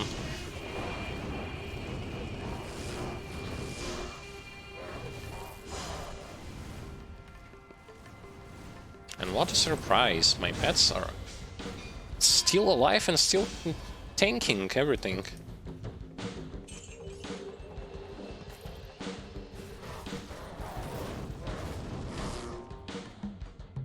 And am I done with this place? Yes, I am. So now I need to go to how did they pronounce it? Vigier? Vigier. Vigier's Temple. That's the place where we are going to rip another Diablo 1 main character, such as Mage. Ooh. It's been a while. Okay. Anyway. We already have reached the end of our today's stream session. In brief summary, what we have managed to do today is basically go through pretty much the entire desert area, collect all the pieces of the staff, combine the staff, clear the palace, and went all the way to Arcane Sanctuary. So what is remaining is basically Arcane Sanctuary, those 7 tombs, and kill Duriel. And that's it. That's going to be it for Act 2. On next stream, I'm pretty sure that we are going to finish with Act 2 and transition over to Act 3.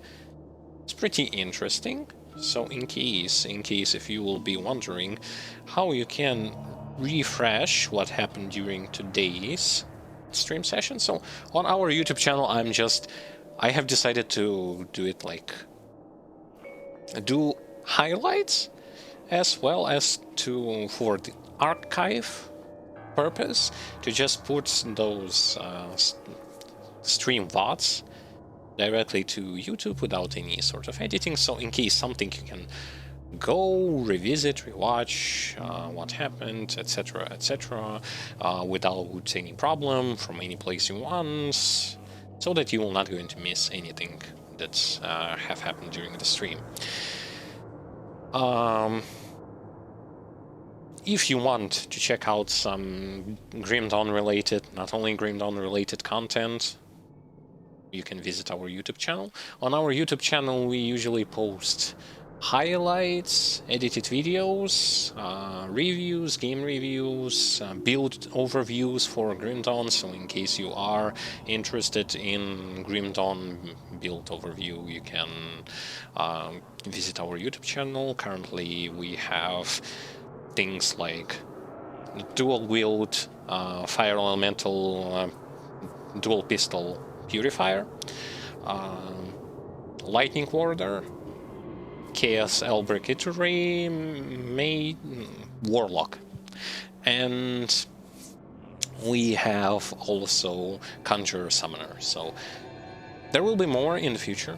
The more we play, the more builds we can overview. So in case something, there is also plenty of videos for beginners. If you're new to Grim Dawn, please check those videos. They will going to be helpful for you to understand how certain game mechanics work. And there's just plenty of tips that would help you to bypass certain obstacles in Grim Dawn, regardless of whether you play softcore or hardcore. So in case something, you can visit it, and it will help you a lot. You can visit and follow us on social media accounts. All of the links are provided in the Twitch tab section, just for you to know where to look for them. You can follow, you can subscribe, you can share videos, and bring more people, more exposure. And continuing on how you can support this channel, share videos, bring more people, watch videos, subscribe, ring the bell so that you're going to know when exactly new videos are going to pop up or something interesting is going to happen, as well as subscribe to our Twitch channel. Use the Patreon link if you're interested in what we have to offer to you Patreons, or what we have to offer for subscribers. You can check it out and you can decide yourself whether or not you want to support or not. It's optional, but it helps a ton. Thank you to all of those who have been watching today. I hope you've learned something, you felt some nostalgia feeling from Diablo 2, as well as you kind of got interested in trying this modification yourself. It's totally free, and you can easily find it by just googling out Grim Dawn Diablo 2 ROT, aka Diablo 2 Reign of Terror. Anyway, this is going to be it for today's stream. I wish you all the best, and until we are going to meet next time, see you guys on the next stream. That is going to happen on Friday. If you are interested in streams for this particular modification, or tomorrow you can continue with my brother Grimdom stream, who is going to be continuing with his 0 DA Warder challenge. Anyway, thank you for watching, and until next time.